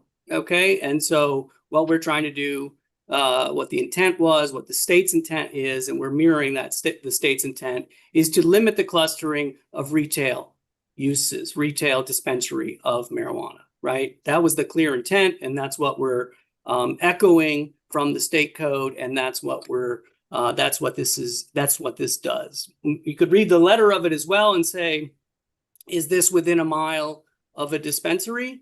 No. Is it within a mile of a proposed facility? Also, no. But the clear intent was to limit the clustering of retail marijuana. Thank you. You're good. Okay, Linda Mobian, I see your hand up. Thank you, Mr. Chair. I just want to be real clear that I am not opposed to marijuana at all. And that when we first got involved in identifying locations for the medicinal marijuana, I think we did an excellent job of making sure that they were on the periphery of the city, away from neighborhoods, away from schools and churches. I am opposed to this because of all the things I've heard, because I drive this area regularly. It is congested now without that traffic. And these citizens should have their voices heard. This is not a good location at all. And as they stated before, the neighboring apartments above, they're not very far from this location. And you talk about congestion. You haven't seen congestion until you put this dispensary there. So I am totally opposed to it. So thank you very much, Mr. Chair. Thank you for your comments. Any other committee members with any comments? Okay, I do see Bruce Bolden. Thank you, Mr. Chairman. Just a question. I know there's a substitute offered, and I'm trying to go through the two of them. Could someone from planning explain what the difference in the substitute that item 3A in new legislation is, please? Thank you for that question. Kyle, Julian, would you like to respond to that, or is there, I know that this. Mike, Antonucci, do you want to handle that? I'm trying to pull up the two side by side. I know you might know it off the top of your head. Yeah, I don't know who's best to answer this. Good question. Yeah, so these are some conditions that were added through the ward council person. So yeah, so that basically to look into potentially blocking access to the condominium development to the south through the parking lot. Primarily that was it. Also to look at the type of tenants, the three other retail tenants that would be going there to be more neighborhood oriented and not alcohol oriented businesses. So those are the primary added conditions. So these are conditions starting with number 12. It also speaks to traffic, Bruce, just to let you know, and anyone else. That's item number 14. Okay. Any other questions from any committee members and or council members? Anyone whatsoever? And again, so we're going to move on to the next item and invite everyone back. We do appreciate your input. We do value the suggestions that are made. We do listen. We do pay attention, and we appreciate everyone's comments. And we invite you back this evening at 5 o'clock. And as you all are probably aware, but I'll repeat it, we'll basically replicate everything that's been done here today. The only difference is that the committee will make a recommendation to all of council in terms of either passing, denying, and or taking time and tabling this item. So thank you all for joining us this afternoon and your interest in the community. Thank you very much. Next, I'd like, we're gonna go on to the balance of the agenda. I'm going to recommend time. I gotta get my agenda. Okay, we do have, excuse me. Like to discuss items. I'm going to recommend time on item 3 and 4. And on item number 5, this is the ordinance for conditional use to establish a dual use marijuana dispensary at 1960 West Market Street. So with that, are there any questions or comments from any committee members and or council members on this particular item? This is the one to refresh everyone's memory that had come before council previously, and council had approved it at 1960. I believe it was 1960. However, though, they're going to use an existing building versus building new. And so that's the major difference, I believe. So I see Bruce Bolden's hand up. Thank you, Mr. Chairman. We did have a ward meeting in my ward meeting last Wednesday, discussed this with residents again. We also had Pete Nitsch, who is VP of Clutch Cannabis, to come in and explain what they were doing and the situation that's different.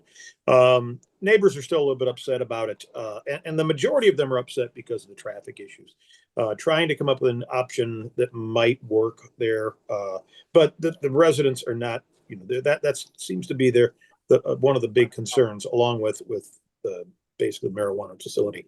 I know this was passed last week or last maybe July or so, and it's basically just changing from what they're doing, where there'll be more parking in that parking lot.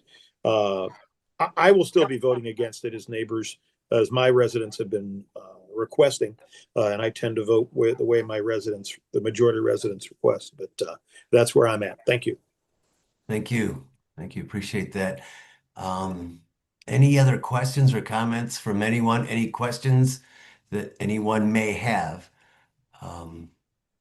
Anyone whatsoever? With that, I'd like to entertain a motion for, would this be, I believe it is no, it was read in on the 5th. So this would just be for a favorable report, I believe, Sarah Biviano. Is that correct? That is correct. You're on your third reading. Oh, there you are. There's so many people on here, I can't identify where everyone's at. So is there a recommendation for a favorable report? I'll make that recommendation. Is there there's a second? I'll second it. Thank you. All those in favor signify by saying aye. Aye. Against? Hearing none, we'll report that favorable this evening. Excuse me, Mr. Chair, can I do a roll call vote on that? I had a hard time hearing everyone. Oh, sure. Thank you. Fusco? Aye. Hamer? Aye. Connor? Aye. Boyes? Aye. And Hannah? Aye. The motion passes 5-0. Thanks. Thank you. We'll take temporary time on 6. Item number 7, and this is the approving the Archwood redevelopment plan, making necessary findings and connections. We do have a substitute for this, and it's item number 4, and I'm going to request that our clerk, Sarah Viviano, please read that in for us. Thank you. Sure. You will see this as item number 4 under your new legislation list. And it is an ordinance approving the Archwood redevelopment plan, making necessary findings in connection therewith, and declaring an emergency. Thank you. I do see Casey Shevlin here, and I know she has been working on this particular item. Some questions and concerns were brought up whenever this was first introduced, I believe, and I know she has been working through those. Could you please share with us, Casey, what you've been up to? Yeah, happy to, especially because I think it'll provide some just background information on the substitute. So back on January 12th, 2 weeks ago, during the hearing on this matter, there were good questions raised by community members and I think some council members about really a particular section in the plan, section D, which falls on pages 7 to 8. I think folks felt that they were concerned that section D was specific to waste management and referring to content for their development agreement specifically, and that the bulleted list in that section reflected all of the conditions or stipulations that would be expected of waste management in a development agreement. So we have made some edits, fairly minimal edits, which I'll explain in a minute, to that section to clarify that it refers to any business within the redevelopment area and not to WM specifically. And also just a couple of clarifying points, not necessarily reflective of edits. That section contains, a few basic boilerplate stipulations that the city would include, again, in any development agreement with any developer from that redevelopment area. Stipulations that you can see there, right? Such as like non-discrimination, following all local laws. It also does note that any development agreement, I think it's bullet 2, any development agreement with any developer from the area would, of course, contain its own terms and conditions. Those terms and conditions would be unique and specific to each development project as they normally are, and would exceed, the few basic boilerplate stipulations described in section D.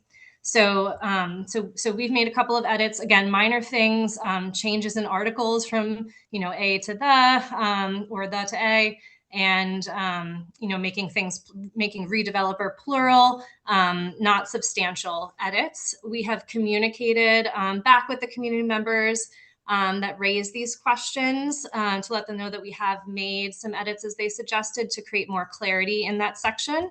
Have communicated that to council members here as well. And so, yeah, that's just a bit of the history. I'm going to ask if anyone else from the city side has context to add, but the substitute today is to accommodate the edits we made to the redevelopment plan. Well, thank you for your hard work on that. Johnny Hanna, this is, I know you've been involved with this, and Sharon Connor involves your wards. Thank you, Mr. Chair. Can you hear me? Yes, we can. Thank you. I'd like to say that the work that has been going on concerning waste management and the changes that they made in the language was very, very appreciated. And so I think we can move forward with passing this legislation. Thank you very much. I appreciate that. I see Pastor Tibbs, who requested speaking previously. Didn't know if I had any comments or not. If not, that's okay. But I have some comments. Thank you so much for the invitation.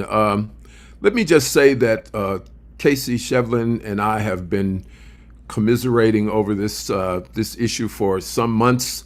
And when we raised our concerns regarding the language, Casey and Susie Graham, I don't want to leave Susie out either, they were very responsive. And I think this is just the kind of relationship that the city ought to have with concerned citizens. And we are very pleased with the changes to the language. We weren't asking for anything that was unreasonable. I think they recognized that and they acted accordingly. So we're indebted to them for their persistence and their diligence. So we just want to thank you for that. Thank you. Thank you. Appreciate those comments. Thank you. Any further comments, questions from anyone with that? I would recommend, probably going to need suspension of the rules, seeing how this is a substitute. So is there a recommendation for suspension of the rules? So moved. A second. Okay, all those in favor signify by saying aye. Aye. Roll call. Fusco, Aye. Kamer, Aye. Connor, Aye. Boys, Aye. Hannah. Aye. The motion to suspend the rules passes 5-0. Thank you. Thank you, Sarah Viviano, for that. With that, I'm going to recommend we take time on the balance, short of any questions or comments, and move into the new list of legislation. I think we're a little bit into overtime right now, but that's okay. We'll get through it. Thank you, everyone, for your patience. Item number, let's see here, 34 is the substitute 5. Sarah, can you please read that in? Thank you. Sure. Item number 5 is an ordinance authorizing the Director of the Department of Planning and Urban Development or his designee to enter into a contract or contracts with Crosby Homes Incorporated for the provision of public utility infrastructure connections in order to carry out the intent and purpose of programs under the consolidated plan for the year 2025 and declaring an emergency. Thank you. Is Kyle, Julian, or did you want to speak to this, or is there someone else here to do that? Helen will introduce it, please. Thank you. Thank you. Go ahead. Who? Thank you, Mr. Committee Chair. Helen Tomic. I'm sorry. Thank you, Committee Chair, committee members. The City of Akron supported Phase 1 of the development of the old Harris School site. The development stalled due to rising construction costs and labor costs. Crosby Homes is interested in resuming the development of that site with 7 single-family homes. As the site was previously a school, the necessary individual water and sewer tap-ins for residential parcel-by-parcel development does not exist. To facilitate this development, the city is providing funding for the individual water and sewer tap-ins to support the housing development of 5 of the 7 parcels at the Harris School site. Thank you. Thank you for that report. I see Phil Lombardo. Would you like to make comment? Sure. Or Thank you, council Mr. Chair. person? Thank you. Fully in support of this piece of legislation. I know Mr. Crassi has done remarkable work in that area, the old Harris School site. There has been some new neighbors that have moved into the houses that are already been built, and this will further enhance the neighborhood with our support. So thank you very much. It's good effort. A nice project over there. Would you like your name added if it's not already? Yes, please do that. Very good. Thank you. Very good. Questions or comments? Is there a rush? Consent agenda will be fine. consent is okay. Yes. If that's good for everyone else, to give everyone an opportunity to ask questions if they have them. Is consent agenda okay? Is there a recommendation for consent? I recommend consent. Thank you. Is there a second? Second. All those in favor signify by saying aye. Aye. Against? Go ahead and roll call, Sarah. Fusco, Aye. Hamer, Aye. Connor, Aye. Boyce, Aye. and Hannah. Aye. The motion for consent agenda passes 5-0. Very good. Thank you, Sarah Biviano. The next item. I'm sorry, next item, please. That's okay. I was going to ask you to read it in. Thank you. Sure. Item number 6 is an ordinance authorizing the Director of the Department of Planning and Urban Development or his designee to enter into a contract or contracts with 441 Zahn LLC for the acquisition and redevelopment of a multifamily apartment building on Zahn Drive to carry out the intent and purpose of the programs under the consolidated plan for the year 2025, authorizing payment therefore and declaring an emergency. Thank you for that report. I'd like to yield to the Ward 8 council person I know is very involved with this, Bruce Bolden. Thank you, Mr. Chairman. I'd like to ask, this is an area that Zahn Treeside areas that has basically been untouched by CBDG money. We have not been able to get money there because we've been zoned out due to income levels. We have a developer of property down there. It is an apartment unit that is 32 apartments, 8 buildings with 4 units in each building. 2 and 3 unit apartments that's in disrepair.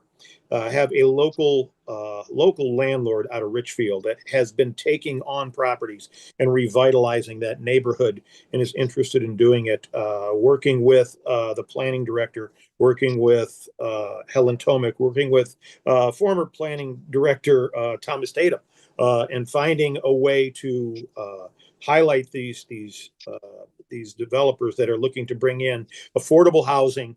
And they have a history of doing that in this area to actually take on these apartments and help finance that.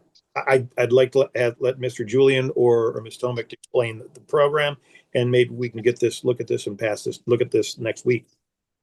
Thank you. Thank you for that. I don't know who would So like I to can comment. I can speak a little bit to this. So Jeter Capital LLC is the firm that's going to be acquiring and renovating this property. They are, as Councilman Bolden mentioned, they are a local firm.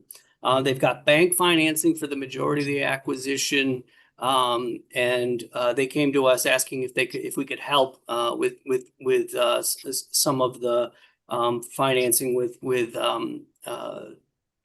funds that we might have available. And what we've put together as a package, we're going to provide a bridge loan so that they can acquire the property, initiate the renovation. There's a significant vacancy level at the property, so they could start working on vacant units, get those filled, continue to move through the property, and eventually get the entire thing rehabilitated. And then in the meantime, they would be offering the units at levels that are at or below the HUD requirements for affordable housing. Once the property has been fully rehabilitated, and I think somewhere between 18 and 24 months, then the value will go up because it will be fully occupied. And then they'll be able to refinance and pay back our loans. This is a loan. We'll be getting the money back. They'll be paying and making interest payments in the meantime. So this is kind of, we're buying them time. And this is, I think, the kind of thing that we would be looking to do with other acquisitions that meet our strategic housing goals. But with this, we'll be able to get significant investment in this property, have 32 quality affordable housing units, apartments in this neighborhood, and really, drive some investment in an area that really needs it. Very good. Thank you for that report. Helen Tomic, did you have any comments whatsoever? I think that covers everything I was going to say. Thank you. Thank you. Mr. Bolden, I saw your hand up. Bruce Bolden. I do have some more information about JCI that I will forward to all council members to Sarah that she can send out, so you'll know a little bit about what they do with the apartments they take on.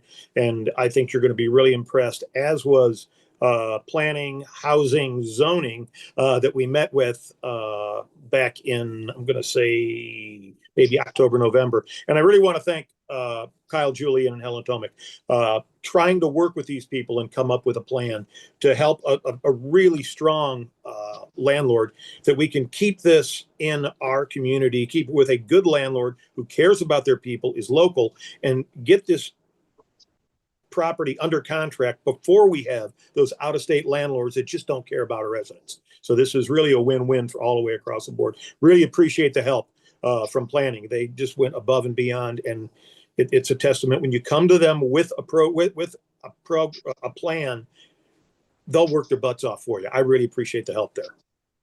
Well, I got to applaud everyone's efforts across the board. And back way in 2011, 12, 13, right around that time frame, even went to Washington, D.C. to speak to our Congress representative, asking them how can we get money into that area because it didn't qualify. But this is very creative, and it's wonderful, and applaud the efforts. This is I love this idea. It's grand. Tina Boyce. Thank you, Mr. Chair. Just quickly, I have had the opportunity to speak to Councilman Bolden about this. Think it's incredible. And I know I'm in the middle of having conversations with neighborhood assistants about, properties, single family and multi-unit properties that are struggling. And this to me sounds like a great opportunity to do some interdepartmental type of conversations where we could be doing this throughout the city. So kudos to everyone involved. Thank you. Absolutely. I heard a recommendation from the sponsor to take time to table this item. Is there a recommendation to refer this item for further study? So moved. Second. All those in favor signify by saying aye. Aye. Aye. A roll call, please. Fusco. Aye. Hamer. Aye. Connor. Aye. Boyce. Aye. And Hannah. Aye. The motion to refer passes 5-0. Thank you. Can you please? Okay, we're done. Just joking. We have one more item left. It's that we have to read in. We don't want to read it in, but we have to. So Sarah Viviano, could you please read this in? Okay, I'm not happy about it either, but I will. None of us are. Item number 7 is a resolution congratulating Michael Antonucci on the occasion of his retirement and thanking him for his service to the city of Akron and declaring an emergency. Thank you. It's with heavy heart that and we're not in person, which really sucks. I know that's not a curse word, but anyways, no, Mike, appreciate your patience with the committee, with council, especially with me sometimes. I know that sometimes we weren't always on the same team wearing the same jerseys, but that's okay. I mean, you were very patient. You have been patient with us. And with your expertise, the amount of, patience that you have with us is amazing. And you really epitomize what it means to be a public servant. I can only say that, I've served with a lot of folks in your position. And I'm thinking Warren Wolford, John Moore, and you're way better than any of them ever were. I hope they're listening.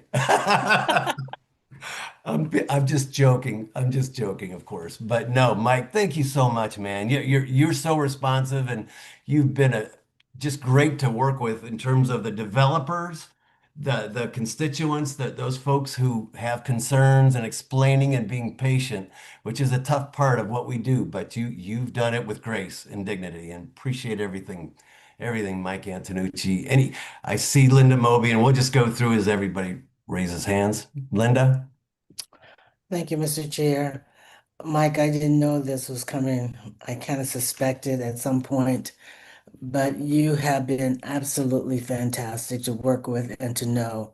Whenever I call you, you have been just so truthful and honest and straightforward, and I can appreciate that.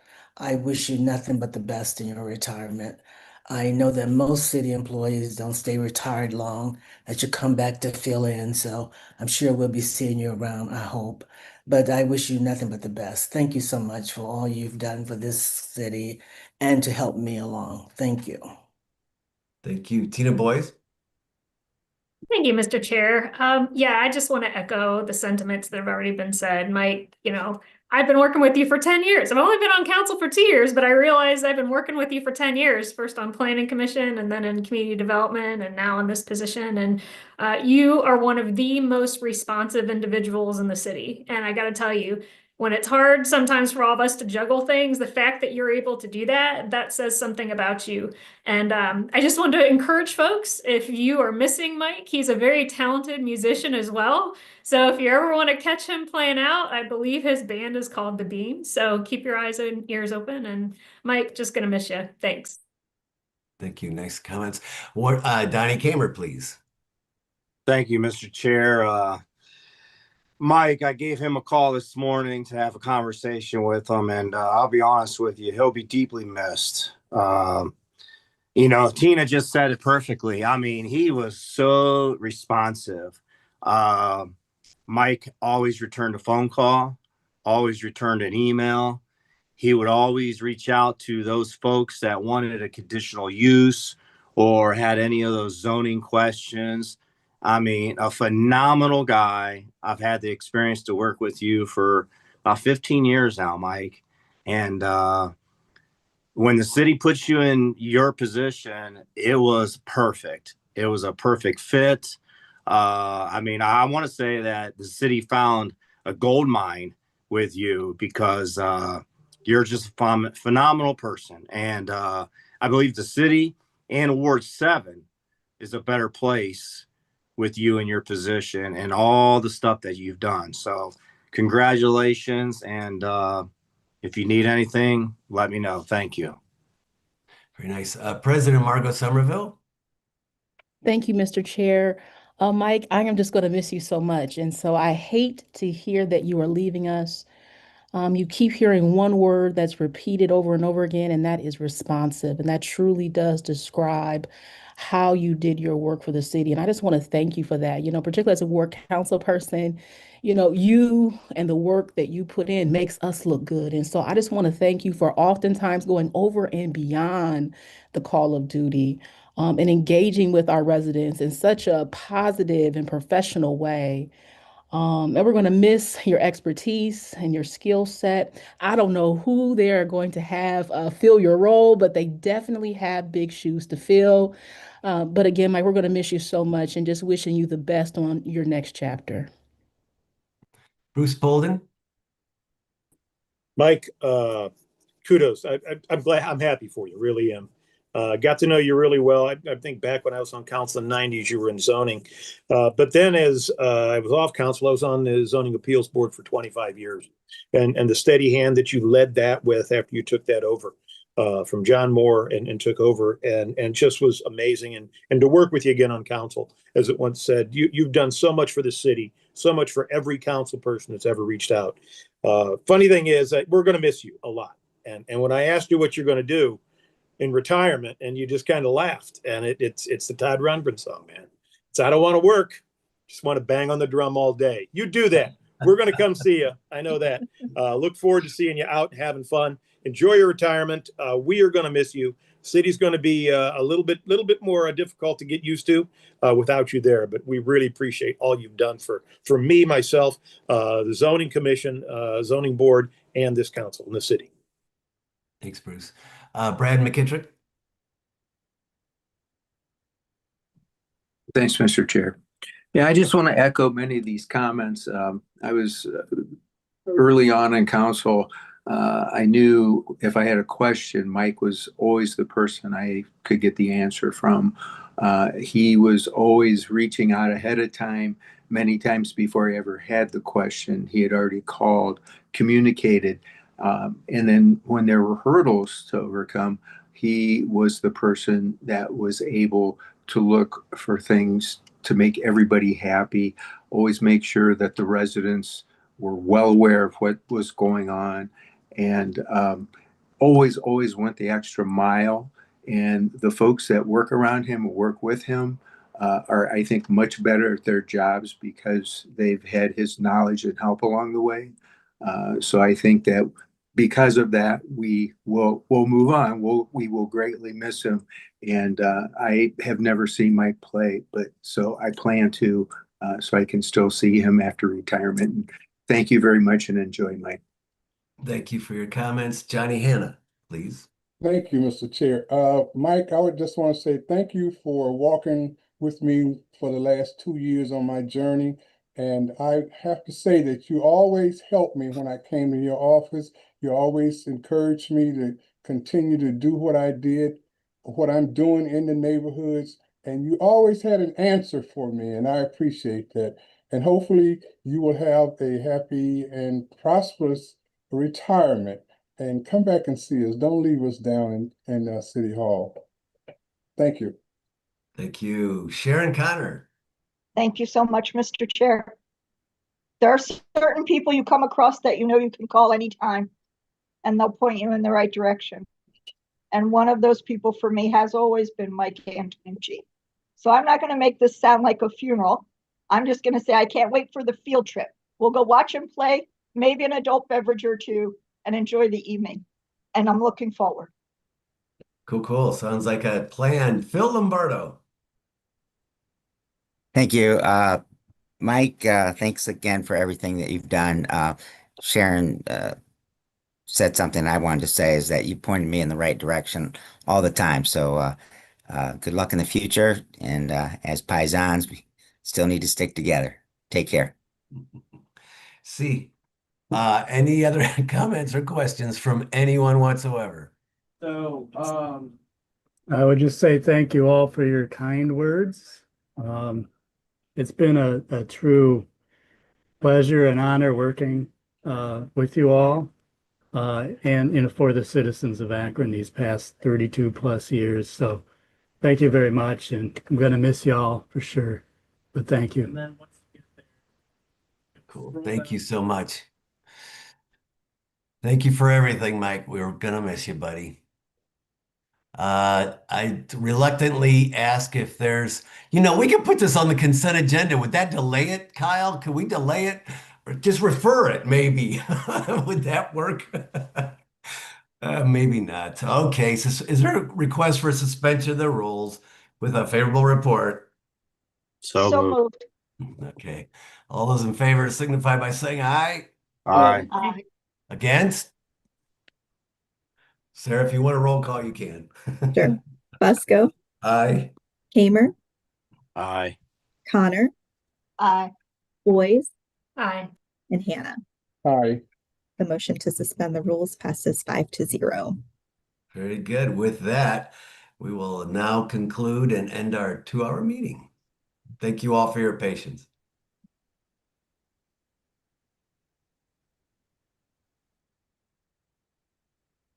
Sarah? Okay, our next committee meeting of the day is the Public Service, Public Utilities, and Green Committee. Those committee members are Kamer, McKittrick, Wilson, Golden, and Lombardo. We do have all committee members present whenever you're ready, Mr. Chair. Thank you, Chair, or thank you, Sarah. I appreciate that. Yes, let's call the public service meeting to order. We do have minutes to approve if I can get those approved today. So moved. Second. All in favor of the minutes, say aye. Aye. Aye. Anybody opposed? All right, thank you. We do have a few pieces in front of us, and I'll turn it over to Sarah so she can start reading those in, and we'll move forward. Sure. The first item under this committee is number 8, and it's an ordinance authorizing the mayor or his designee to, if awarded, accept and expend funds from the Bloomberg Philanthropies Youth Climate Action Fund grant in order to strengthen young people's participation in local climate action and declaring an emergency. Thank you, Sarah. I appreciate that. And today we do have Chris Lettle and Casey Shevlin with us today, and I believe Casey is going to speak about this one. Yes, Mr. Chair, I'm happy to. So this is an opportunity through Bloomberg Philanthropies. It is intended to support the launch and implementation of a youth climate action fund in cities across the country. The opportunity specifically would provide selected cities with $50,000 in funds that they would use to award youth-focused climate projects in their city. It would also provide helpful technical assistance to cities in getting the fund up and running and off the ground. I think it for Akron would create a really beneficial connection between our sustainability focus and our youth opportunity and violence prevention efforts, strengthening both of them. I'm not sure how many of you remember the composting project that the city supported with grant funds at East High School. It was a pilot. I know Councilmember Davis might recall it because she was there with me when the kids gave their presentation, but I'm mentioning it here because I think it's an example of the kind of projects you might expect to see generated through a climate fund like this. So today before you is just our standard legislation that we usually do for grants we apply for. I'll certainly let council know if we're successful in being awarded this one. All right, thank you, Casey. I appreciate that. All right, committee members, any questions or comments? And raise your hand. If not, you can go like that and we'll call upon you. I don't see any. All right, any other council members with us? I don't see any there. So Casey, is consent agenda okay or suspension of the rules? I guess suspension of the rules would be preferable to just timely be able to submit the grant. All right, committee? So moved. Second. All right, all in favor of suspension of the rules, say aye. Aye. Aye. Anybody opposed? All right, thank you. Moving on to the next piece, Sarah.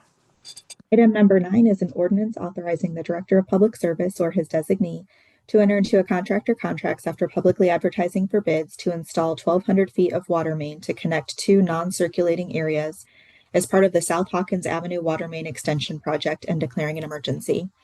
Thank you, Sarah. And we do have Chris Luttle with us. Chris. Thank you, Mr. Chair and members of the committee. Yes, this is a water main extension on South Hawkins. There's currently no water main on South Hawkins. So this will allow us to connect Morris Road down to Jason, which are 2 dead-end water mains. And this will allow us to loop that whole neighborhood. One, it will improve water quality in that neighborhood. But another thing it will do in the event of a water main break, as we've been seeing a rash of lately, on one of those streets, we'll be able to isolate that and then backfeed the other way without a disruption of those water mains. So it's something we had in the capital budget.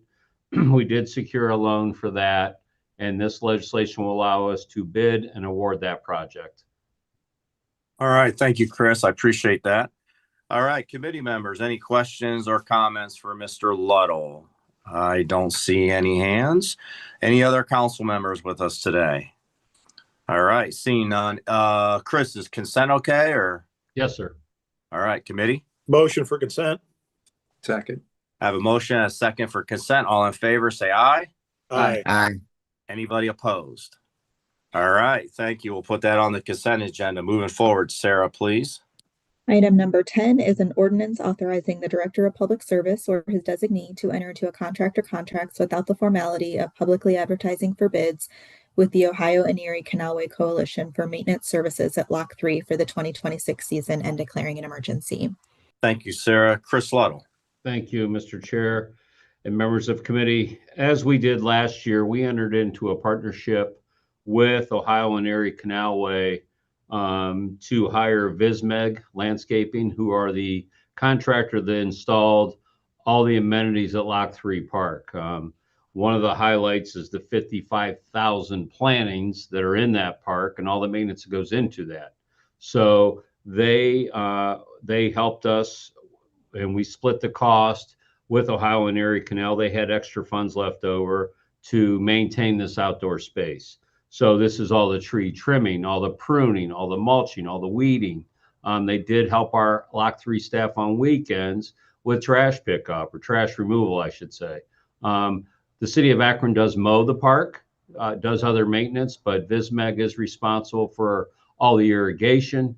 As we've seen in the summer, those hot months, it's very critical that that irrigation is working properly. So they do a startup in the spring. They maintain it throughout the season, and then they do winterize it in the fall to make sure all the water's out of there. So this is the second year of the agreement. I think after this season, we will have a better handle on what's going to take to maintain it. We will probably put a proposal into the finance director for operating in 27. if we choose to take over the maintenance and do it in-house. So with that, I will take any questions. Consent is fine, as the timing on this is for the upcoming season, sir. Thank you, Chris. I appreciate that. All right, committee members, any questions or comments for Mr. Luddle? I do see Councilman Fran Wilson. Hey, I just wanted to pop in and say it's never looked bad down there. It always looks gorgeous. So I just want to say that, you know, the maintenance crews are definitely doing an excellent job. I walk down there like basically a couple times a week. So it's always a great spot. Thank you.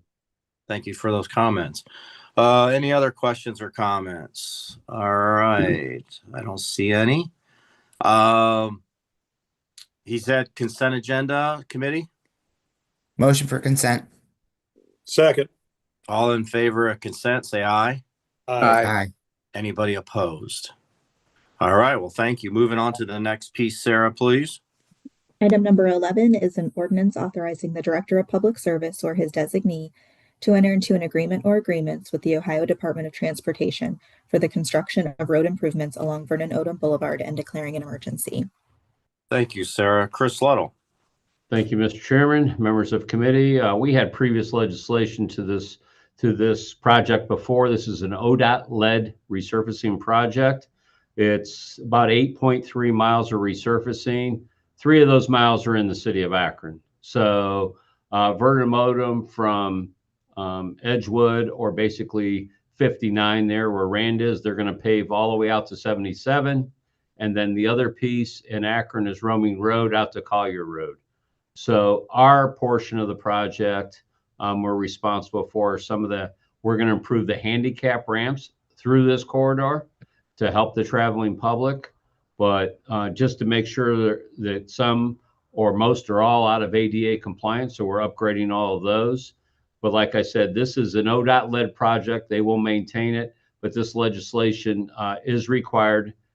We do have a little timing issue on this one. So I will take any questions, but if we could suspend the rules, they'd like to get all this done in place and start this project this spring. All right. Thank you, Chris. I appreciate that. Committee members, any questions or comments for Mr. Luddle? Councilman Fran Wilson. Just real quick on the funding source, can you explain the Norton funding source, please? It's just like the Akron funding source. What you see in there where it says 533,000 of general obligation, being that the other 5 miles are in Norton, they don't really have sidewalks or handy, so they're responsible for that portion. That's why it says Norton. They're paying that directly to ODOT, sir. Okay, thank you. You're welcome.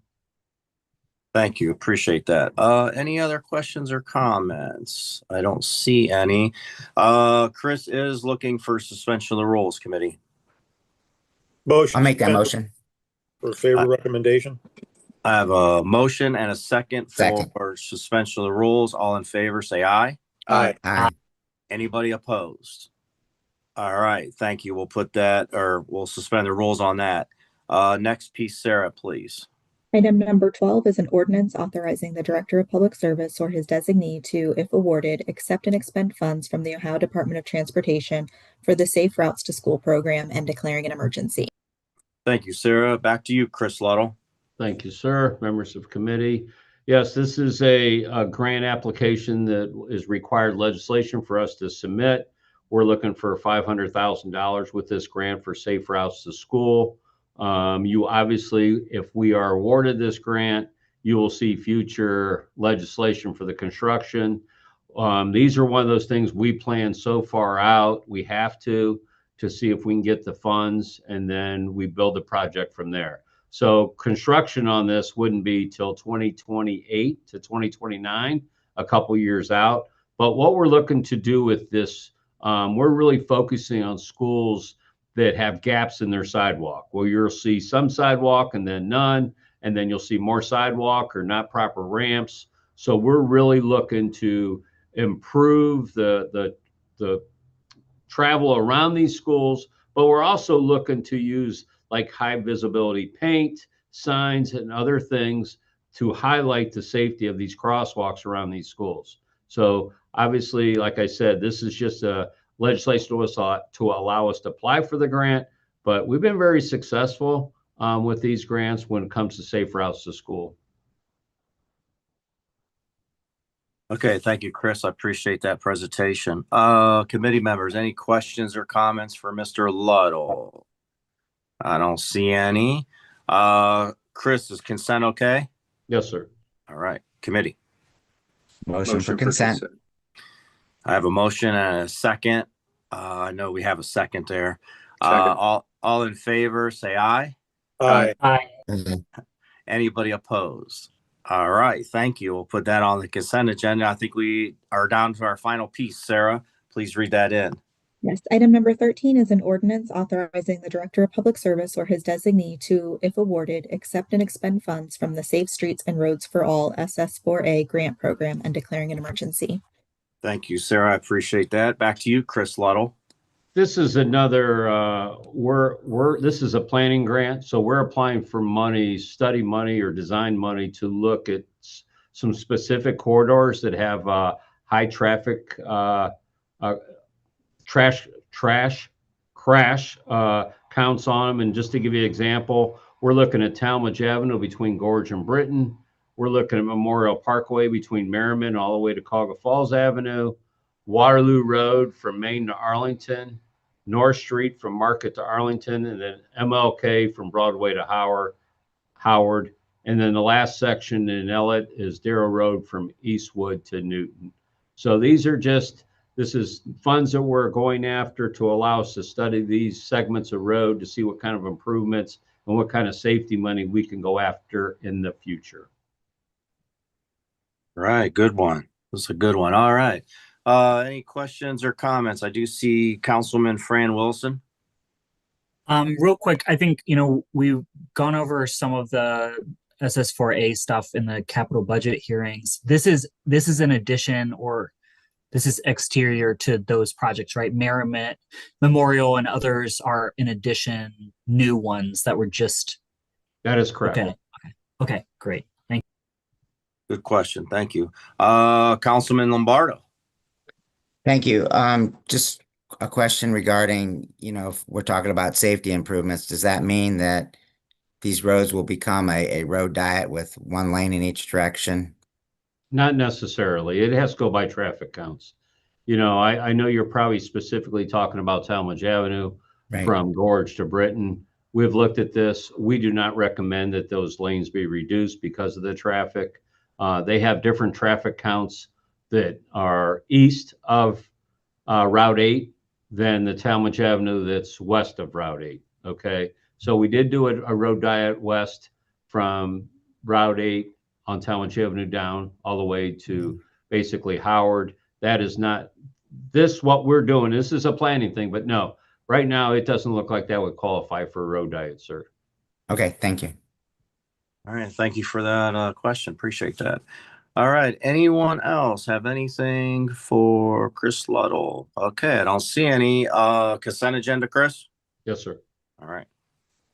So motion for consent. All right, all in favor of consent, say aye. Aye. Anybody opposed? All right, well, thank you, everyone. And with that, we are adjourned.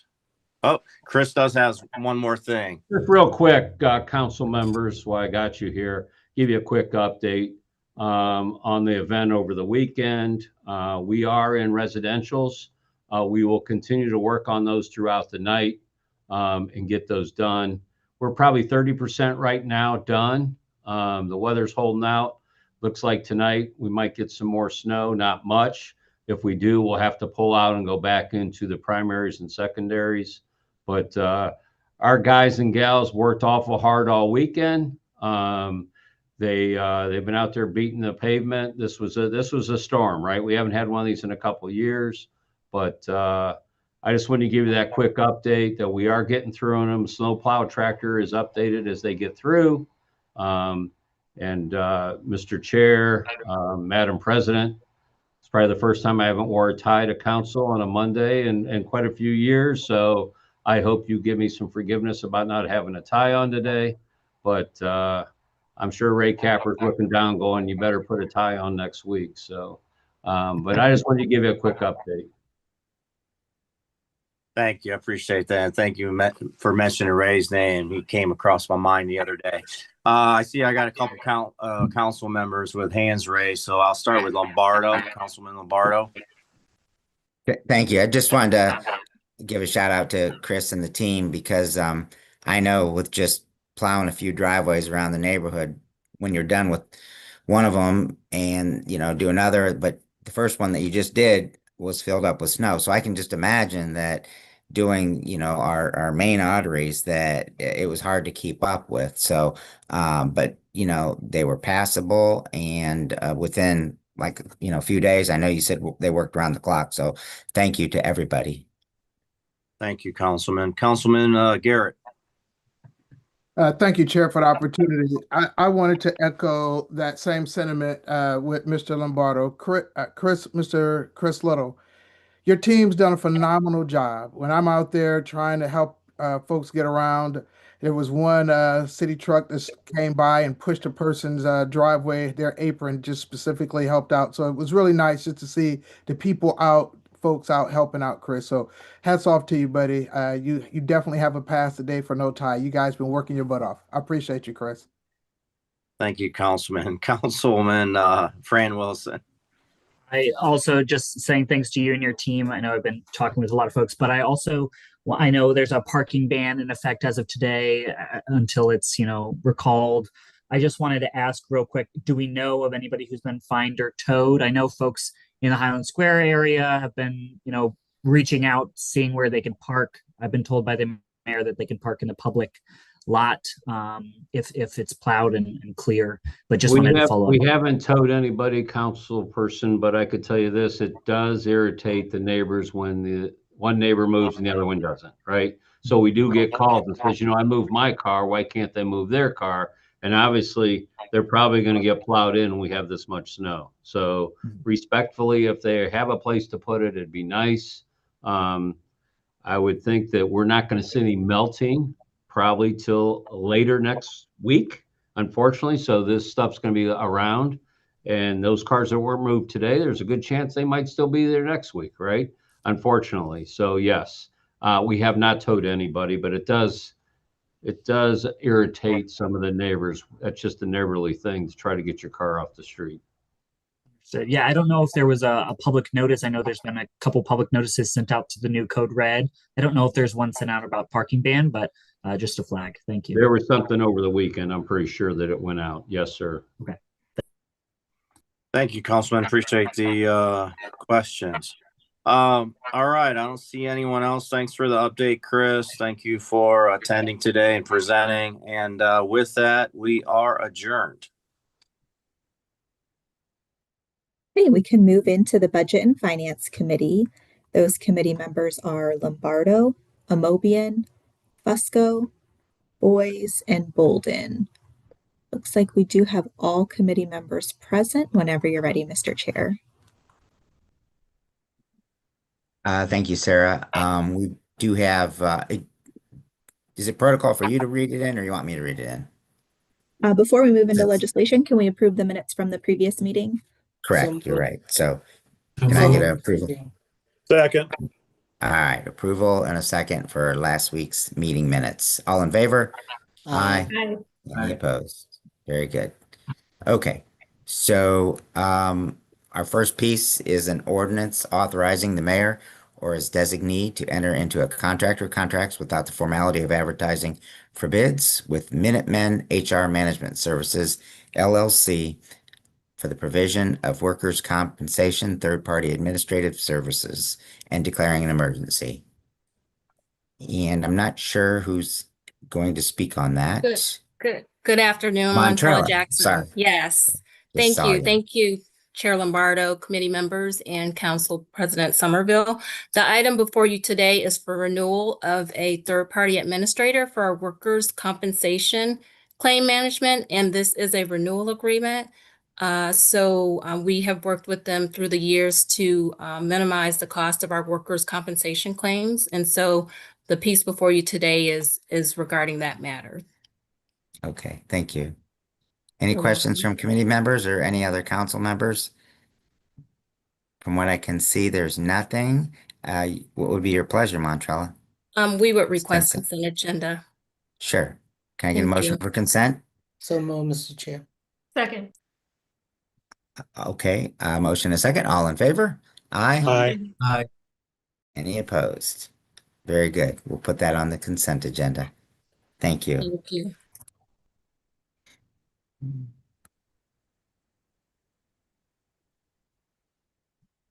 Okay, our second piece is a ordinance amending and supplementing ordinance number 415-2025 to add certain suppliers or vendors to the city's annual no bid ordinance passed on December 15th, 2025, and declaring an emergency. Thank you, Chairman, and members of the committee. Thank you, Mr. Wheeler. This piece is an amendment as discussed, and first I want to clarify that this is not a piece that we're going to be adding dollars for. It's primarily due to a name change for one vendor. Previously, for motor equipment, it was Crown Battery, and it has now subsequently been called, they've rebranded to All Lift Service, doing business as Akron Equipment. For water distribution, there was two pieces that were omitted as we've moved into the new meters being finalized and installed. Core and Main is the exclusive distributor of the census water meters that we use throughout the city. Same with Ferguson and a separate style of meters called Octave, which are for some of the larger accounts. And finally, Ganley Ford was inadvertently left off for fire maintenance and repairs of their vehicles. So with that, I'll take any questions. Okay, is there any questions from any committee members or council members? I'm not seeing any. Very good. So what would be your pleasure, Mr. Wheeler? Consent agenda, please. Consent agenda. Can I get a motion for consent, please? Motion for consent. Second. Motion is second. All in favor? Aye. Aye. Any opposed? Very good. Place that on the consent agenda. Thank you.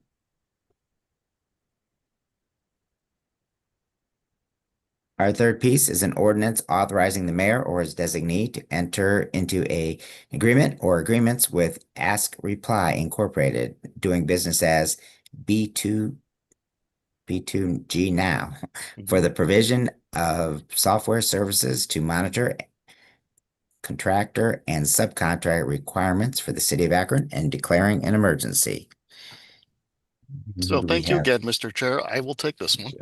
right. This legislation will allow us to enter to a 5-year agreement to deploy the B2G software, which will allow us to monitor contractor requirements and the city's subcontractor requirements and to really engage more of the small business community. Further, in the administration's goals of compliance across the board and really making sure we're not leaving money on the table, one of the future kind of state tasks for this is to make sure that we're implementing it with our plans and permits, our engineering folks, and our tax division. So that way we're making sure not only are the contractors registering for their days in Akron work, but the subcontractors are doing so as well. Okay. Very good. We have a question from committee member Linda Amobian. Thank you. Go Yeah, ahead. Mr. Chair. Just curious, Mr. Wheeler, is this $50,000 a year? So the first year they give a bit of a discount, but it does escalate. In the third year, it's about closer. In the fifth year, rather, it's closer to 60. But this does represent the payments for the full 5 years, and it is an annual payment.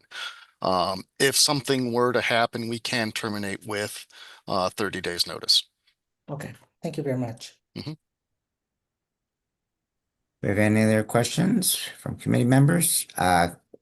Councilman Fusco, I saw your hand go up. Go ahead. Thanks. I was looking for the thing here. I don't often use it. Thanks. No, I think this is timely. I think it's wonderful.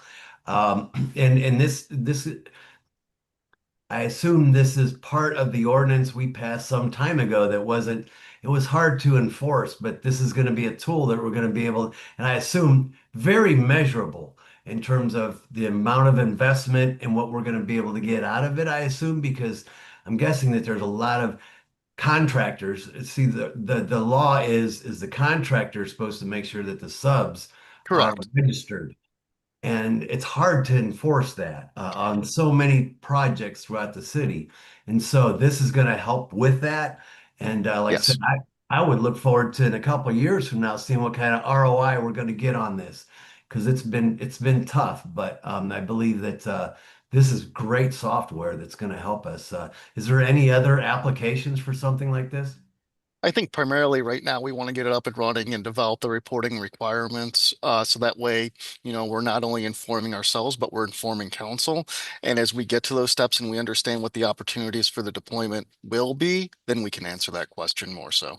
Yeah, I would love to see an update like 6, 9 months, something like that, just in terms of like, because we're going to be able to track the permits better, who's doing what work and all that. So this is dynamic. I think it's wonderful. Thank you. Okay, any other questions? What would be your pleasure, Mr. Wheeler? Consent agenda, Consent? please. Okay, can I get a motion for consent also? So move. Second. Motion is second. All in favor? Aye. Aye. Any opposed? Very good. Thank Put you that so one on the much. consent agenda. You're welcome. Thanks for your time this afternoon. We have no other pieces coming before us, so this meeting is adjourned.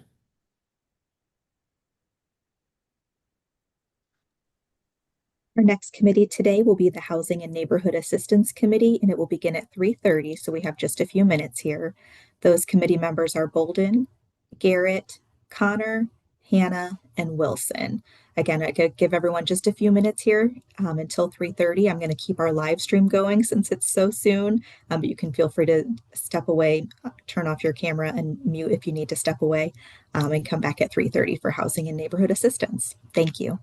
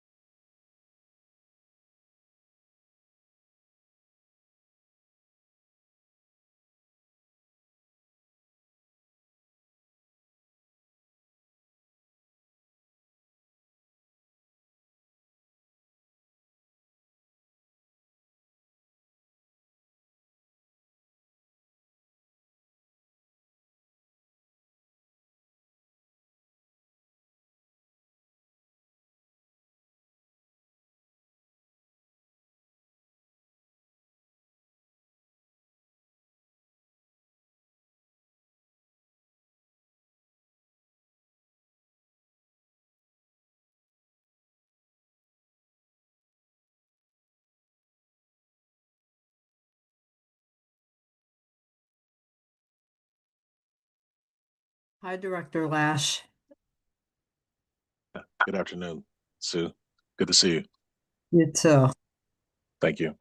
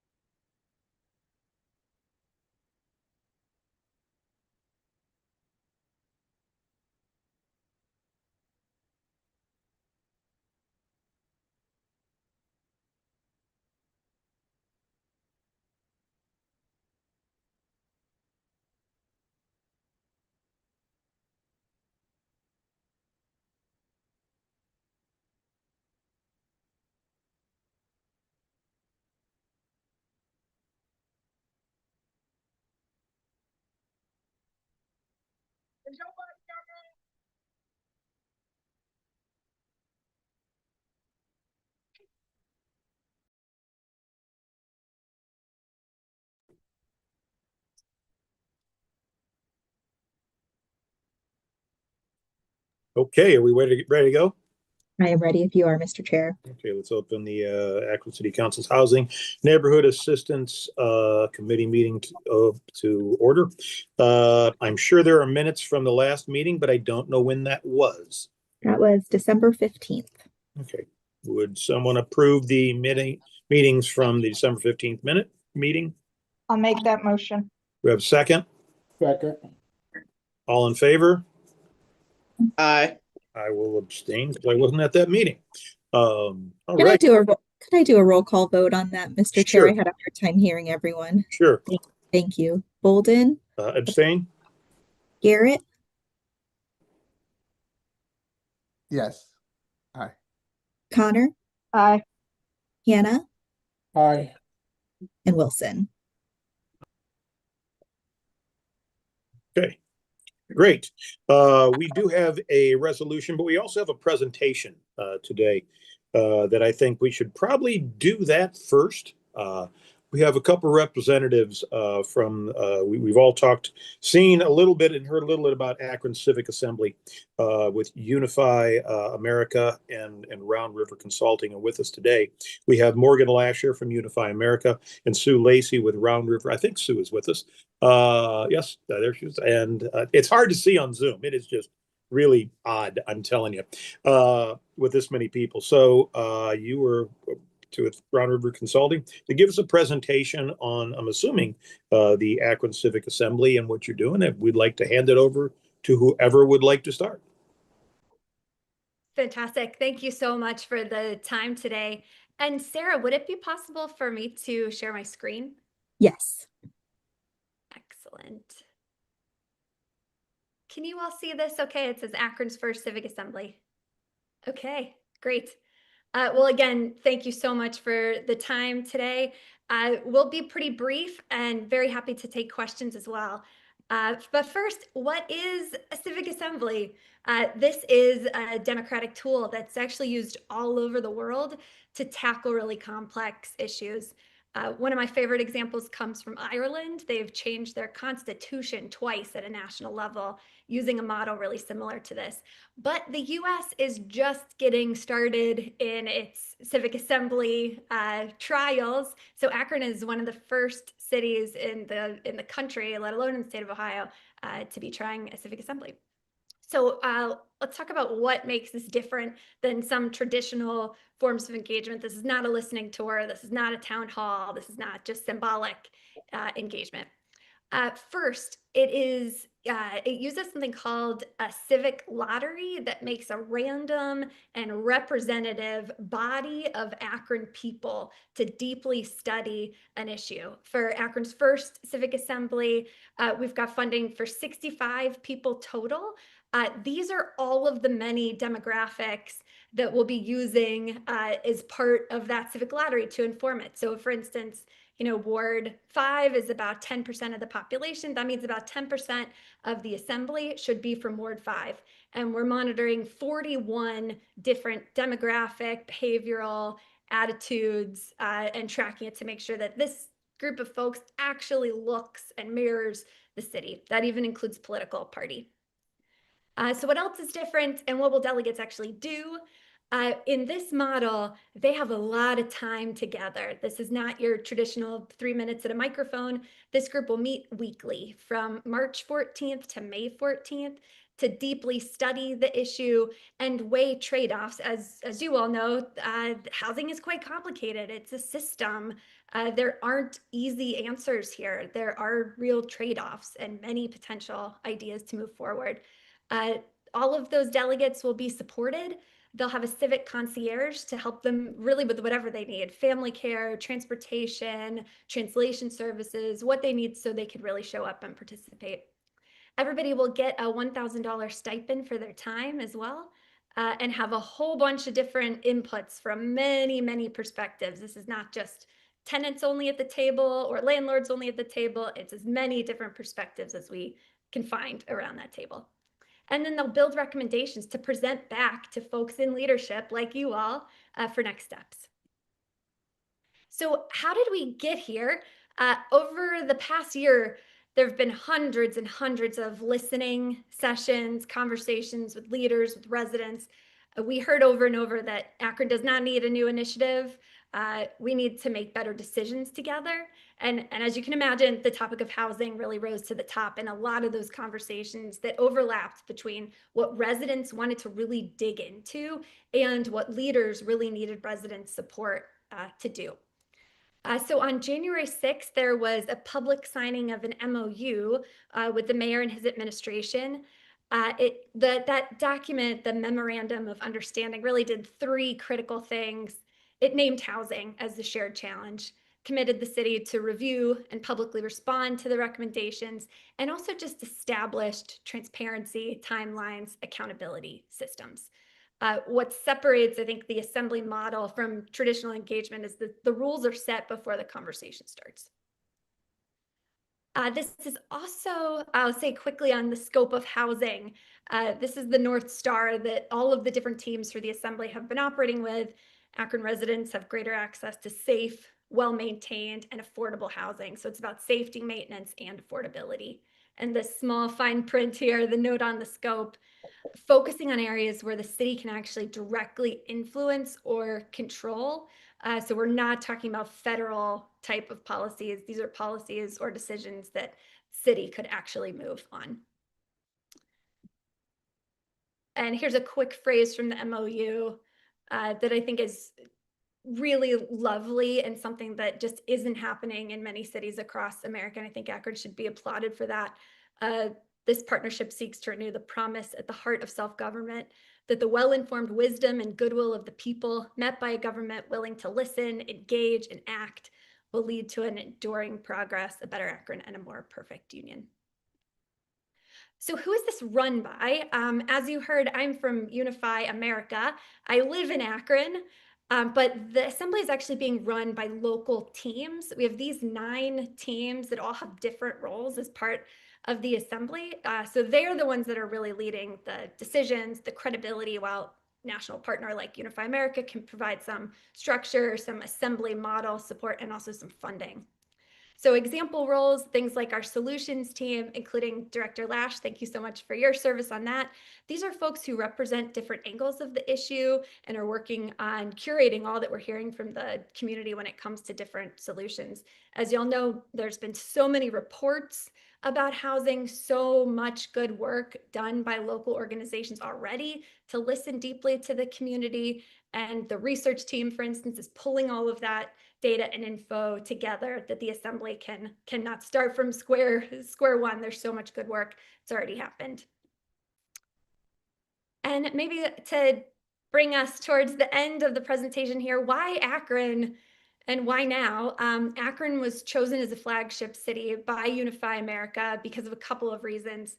Existing civic infrastructure, a sense of collaboration, public leadership who's willing to engage in this kind of work, local networks, and also an appetite to try something bold, but proven and practical, and real issues that we have to talk about and weigh the trade-offs of and deeply deliberate as a full body of residents. And I would say Akron is really positioned here to be a national example. We are building a playbook based on what happens in Akron and bringing it to other cities across the country. So this is certainly a learning lab. We're not committed to a single assembly. We want to run many deliberative events and make each one better and better as we learn. And maybe a final question I'll add in this slide is, who is paying for this? That's a big question that I know Sue and I have gotten. This is obviously not being funded by the city's general fund. The funding is coming from local foundations, GAR Foundation, Akron Community Foundation, the Maynard Foundation. Major thanks to all of them. Unify America, of course, and other national civic innovation funders and local individuals. We have about 50 people who've donated to support this work that will cover those stipends we mentioned, transportation, childcare, accessibility, facilitation, research support. And then the city's investment is really all about their leadership, your leadership, the legitimacy, and the follow through. What happens next? So at that, I will say to Sue, what did I miss? And then I'll give you a couple of the quick next steps of where we are now. So Morgan, I think it might be helpful to speak to Unify America's commitment over a number of years, not just a one-shot deal. Might be helpful for people to understand. Yes, sure. So Unify America has committed about $1.5 million over 3 years to run, as I said, many deliberative events. We hope that this is one of many civic assemblies to come. And that includes not only the funds to run an assembly, but also to build capacity. We've found in some of our other engagements, it's great to do a one-time event, but we're not leaving behind an engine that can run that over and over. So a lot of this work is also about being sure that the community owns this and can sustain it going forward. I guess that's the only other thing I'd ask that you talk about a little bit. Morgan mentioned that these various teams that are working as we speak are comprised of local residents and leaders of various organizations that have a role in housing in our community.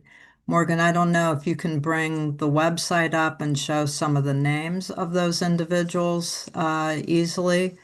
Um, and as she's doing that, if you've visited the website, unifyakron.org, and if you've seen any of the outreach that's being conducted, some of you have had Unify Akron representatives at your ward meetings to really encourage people to apply to become part of the Civic Assembly and be considered as a delegate. So on this website, you can throw your name in the hat, so to speak. And secondarily, anyone can submit an idea for a solution to our housing challenges here in Akron. So, yeah. Morgan, do you want to speak Great. to who folks are seeing on the screen here? Yeah, sure. Can you all see this okay? A whole bunch of words and names. Okay, great. This kind of mirrors the slide that you saw earlier that talks about all of the different 9 teams. On the site, you see them organized like a blueprint of a house and some more details for each team about what their role is and who is on that team. So the solutions team, for instance, they're really shaping a lot of ideas that have already been established in the community and that are coming from across the country, really. And you'll see a bunch of names that you probably recognize down here. They have their 3rd meeting, or 4th meeting rather, on Wednesday of this coming week.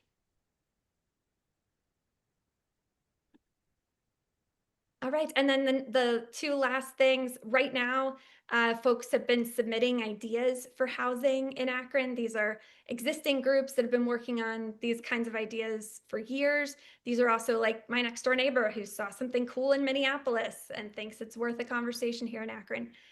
So anybody is welcome and invited to submit ideas here. Those go to our research team and go to our solutions team. So you can kind of follow your fingerprint here. These are not sticky notes that get lost on some wall somewhere. And then applying for the lottery. Like I mentioned, we're tracking a whole bunch of different demographics and behaviors. So there is a form. It's 2 pages. It takes a couple minutes online, but it asks a bunch of those questions. Folks can apply for it online. You'll see these forms in libraries and locations throughout the city, or call and talk to a real person if you've got questions or want to walk through the form with somebody else. Well, thank you so much, Councilor Bolden. Great, thank you. Appreciate you giving us kind of an overview of what this is here. It's good to see, and I've seen enough in some of the in social media posts and things we've gotten that have come our way, and I know that you are looking also to go to ward meetings with council members, and I'd love to invite you to mine in February, and I'll get you the dates on those if you'd like to come to that. I know you've been, I believe you've been at Council Person's Wilson's meeting and said it went very well too. Any questions from committee members? Representative Wilson. Hi, thanks, Chair. Just real quick, thank you so much for presenting. I love to see this housing committee activated. We don't have enough presentations in this committee, in my opinion, so it's exciting to see you here. I was a part of the summer cohort for this and am really down with this project. I know Morgan and I, who's also a Ward 1 resident, have had a lot of conversations about this MOU that's attached to the legislation here and how it is not legally binding. And I just want to firmly share my personal resolve that we be able to, as a council, continue to, keep a hold and up to date with what goes on here, and also hold the administration accountable to fulfilling in some of these recommendations. I just want to say that. So thank you so much, Morgan, and your team for all your work. I'm very excited to see what comes out and produced here. I also, if I could, I'd like to add my name to this legislation. Thank you.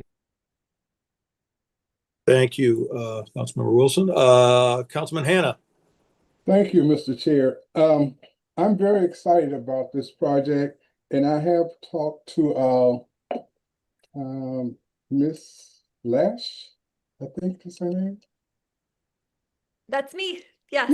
Yeah, I talked to you when you first presented this idea, and I think it's a great idea. And I'm going to invite you also to my ward meetings coming up. Hopefully, Mr. Bolden and I ward meetings don't clash on the same date. But I have a question. This is going to be a lottery, right? Okay, so what happens if Ward 5 does not have enough representation in the lottery? Will you get residents from other wards to fill in? That's such a good question. Thank you. So as we've been doing outreach every week, we're keeping track of who is coming in. So just every Friday, for instance, we pull the number. So we know Ward 2 is coming in a lot slower than Ward 5 is, for instance. So that means we can also tweak some of our outreach. We're doing a targeted postcard campaign to target certain areas that are going a bit slower when it comes to outreach in other areas. But if we had to pull the lottery today, we could do it. We already have the minimums for all of the outreach for every single ward. And the way that the lottery works, it's this really cool math that I do not totally understand yet, called stratified random sampling. But luckily, I don't have to understand it. There is a group, they're called Panelot. They are an open source platform. This is actually the same thing that many European countries have used to do their national assemblies. So when your name goes into the hat, you're almost weighted. So if there are 40-year-old white women signing up at a higher level than 18-year-old Hispanic men, I would be weighted less in the lottery than an 18-year-old Hispanic man, for instance. So the lottery system can be both random and representative at the same time. Okay, one more question. When is the deadline? You say that you already had enough people already, residents signed up, so you don't need any more residents to sign up? Thank you for saying that. We definitely need more. Our goal was to get 8 times the number of people that we actually needed to sit on the assembly. So instead of just recruiting 65 people, we want to recruit 520 people to raise their hand to be in the lottery. We'll also have some other pathways. So if you don't win the lottery and you don't get to spend 50 hours together with that group, we do have some other ways that folks can plug in and participate, document the process, be part of the kind of super assembly that can review all the materials and what's happening. And I might add that the actual lottery event itself will be on February 26th, and it's very much a public event. In fact, we hope to see up to 1,000 people there. So we want this to be a transparent process, and we want it to be celebratory. And we want to make sure that, as Morgan said, people who put their name into the process who aren't selected, we'll have ways at that event for them to engage along the way. And I'm sorry, I don't think I answered well. The February 16th is the deadline to put your name into the hat. And then the lottery event is February 26th, as Sue said. Thank you. Councilman Garrett. Thank you, Chair. I appreciate the presentation. You guys did a great job. Couple questions. You mentioned the 3-year, and what was the $1 million, the dollar amount there for 3 years? 1.5 million. 1.5 over 3 years. Thank you. The other question is around the stipend. How would that stipend be paid out and when? Oh, that's a good question. In a past event we ran, we paid it out at the very end of the process. And we found that that didn't work for everybody. So with the Civic Concierge program, we would just want to be as helpful as possible to folks who need to participate. So we'll work with the individual to figure out what the best cadence is for them. Typically, it's paid at the end. Okay, thank you. Tell me a little bit about a success story with as it relates to the housing in other cities or other locations. Oh, yeah. You know, it's interesting because housing has not been a US topic of an assembly to this degree before, which is really exciting. We're kind of paving the way for this as a topic. Other success story examples, though, I'm pulling from maybe 2 examples, one in the US and one abroad.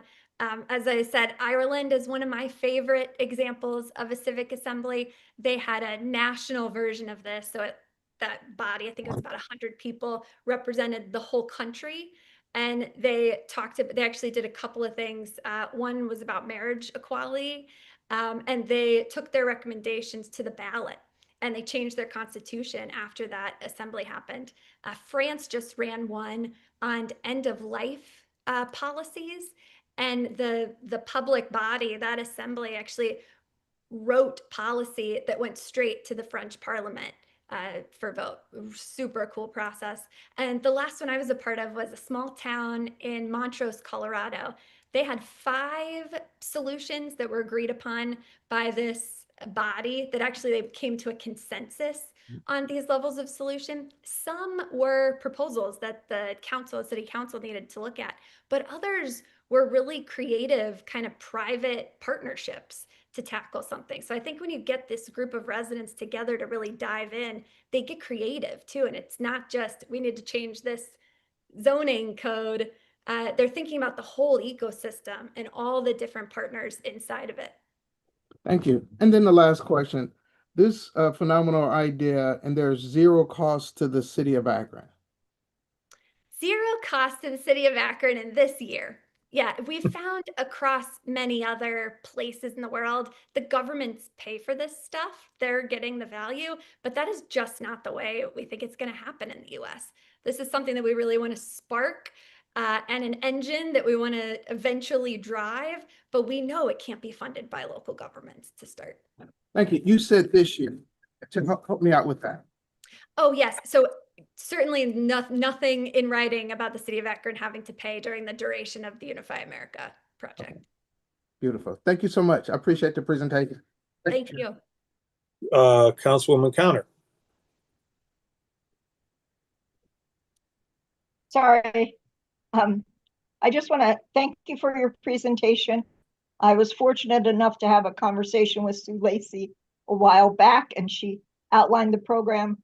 Phenomenal program, great need. Like to have so many voices with regard to housing because it's so many different challenges to cover, and really receptive at the ward meeting. So glad you could come, and we'll look forward to future things. Councilwoman Linda Mobian. Thank you, Mr. Chair. And this is, as everyone has said, this is very exciting, particularly when you think about having residents of all walks of life coming together and brainstorming and getting to know each other, people that don't know each other. And thanks, Sue, for reaching out, because after I spoke with you, I got on the website and did some homework in terms of, figuring out what is this about. And I also spoke with some other individuals who have participated. I guess the only question I have, since there's really no money expected from the city, at least right now, why would have any communities rejected? Because I saw in the MOU where you can accept, reject, and all that kind of stuff. I'm just curious as to if you came to us with some proposals that the citizens sat down for months and discussed and came up with, they make sense. Someone else is going to finance it.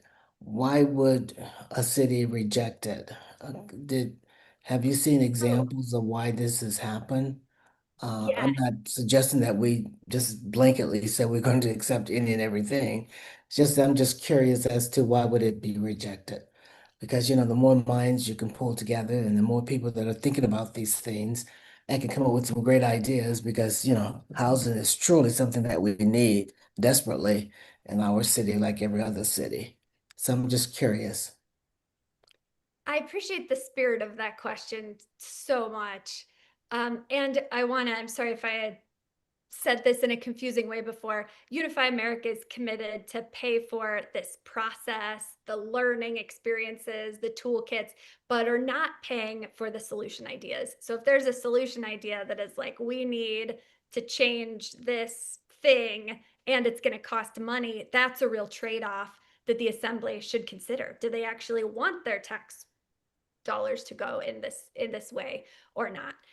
But I think there certainly are some examples out there where the assembly has made recommendations that don't work from a policy perspective or from a budget perspective, which is why some of that language in the MLU is also just a transparency about why things aren't moving forward, or at least aren't moving forward right now. And that's really the commitment, to be transparent about, hey, the citizens, your residents took so much time and care to develop these solutions. How can we implement the ones that we can? And how can we be transparent about the ones that we can't right now?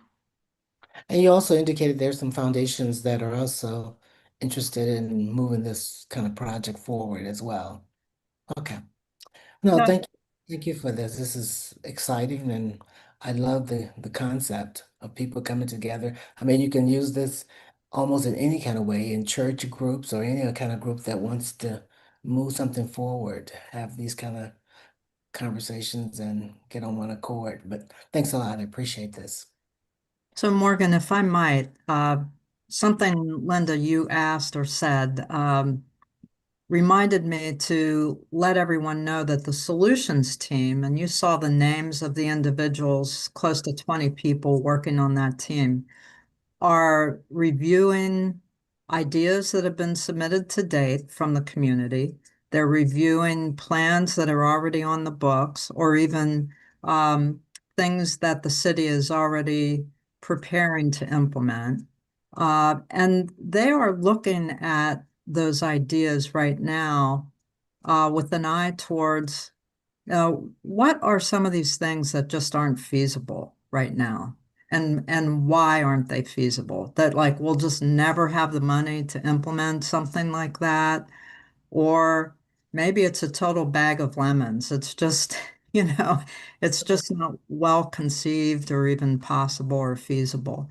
So just know that the process leading up to the assembly is really rigorous in terms of reviewing ideas that are coming in with that kind of lens, so that by the time the ideas are presented to the assembly members themselves, they've been vetted very deeply, so that these are ideas that are proposals that could have legs to them. Great. Councilman Fusco. Thank you, Chair. The question is, and obviously a fan, thank you for taking the time to meet. Thank you for all your hard work to date. Looking forward to see this through. Kind of very glad that we're not a total guinea pig here, that it's been tested in other areas, of course. However, my question is, and you covered it, but I would just like to know a little bit more detail in terms of the selection process, just to ensure that everyone is somewhat represented. It sounds like it's very scientific and has been used. And but I'm just curious, just to make sure that we have a equitable representation. Yes, that I feel like that's really the crux. This doesn't work if that group is not a representative body. I would point anybody who's interested to panelot.org. They are the selection, really software and math engineers that we are regularly in contact with. They helped us make sure that we weren't being too ambitious by giving 41 different demographic angles, but that's actually the software that'll help us compute the civic lottery and then draw the panel. And the math of it all, it puts all those names into the hat and actually builds 1,000 different representative panels. So panel 1 might have me and Sue on it, but panel 2 doesn't have either one of us on it. So it builds 1,000 different options of how you could arrange all these people, all these hopefully 520 people who threw their name into the hat.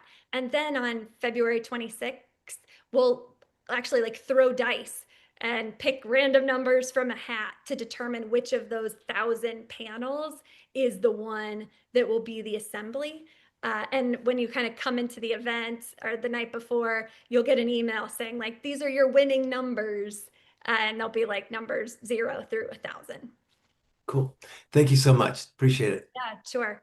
And Councilor Fusco, I think you've made a point before about a sense of belonging. And I might point to that as other success stories that we've seen in different parts of the world, that this does great work for tough, complex issues and moving forward towards impact. But it also builds trust between neighbors that just aren't used to working together. We don't have opportunities to sit down with people who are different from us unless it's a fight.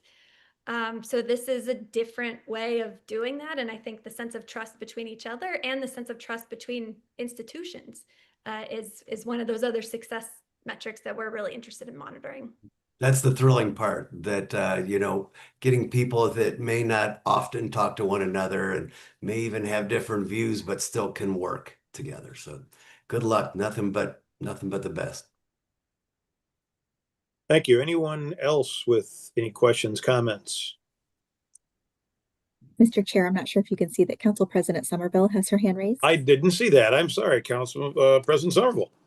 Thank you so much, Mr. Chair. I just want to thank Morgan Lasher and Sue Lacey for all of your hard work on this. This is truly something really exciting for the city of Akron, a real unique way in which we can solve problems here in our city. We know that we have a lot of Akron residents who have a lot of great talent, and here's an opportunity to work with them to help us find real solutions that are going to bring out, I think, more stronger and equitable outcomes.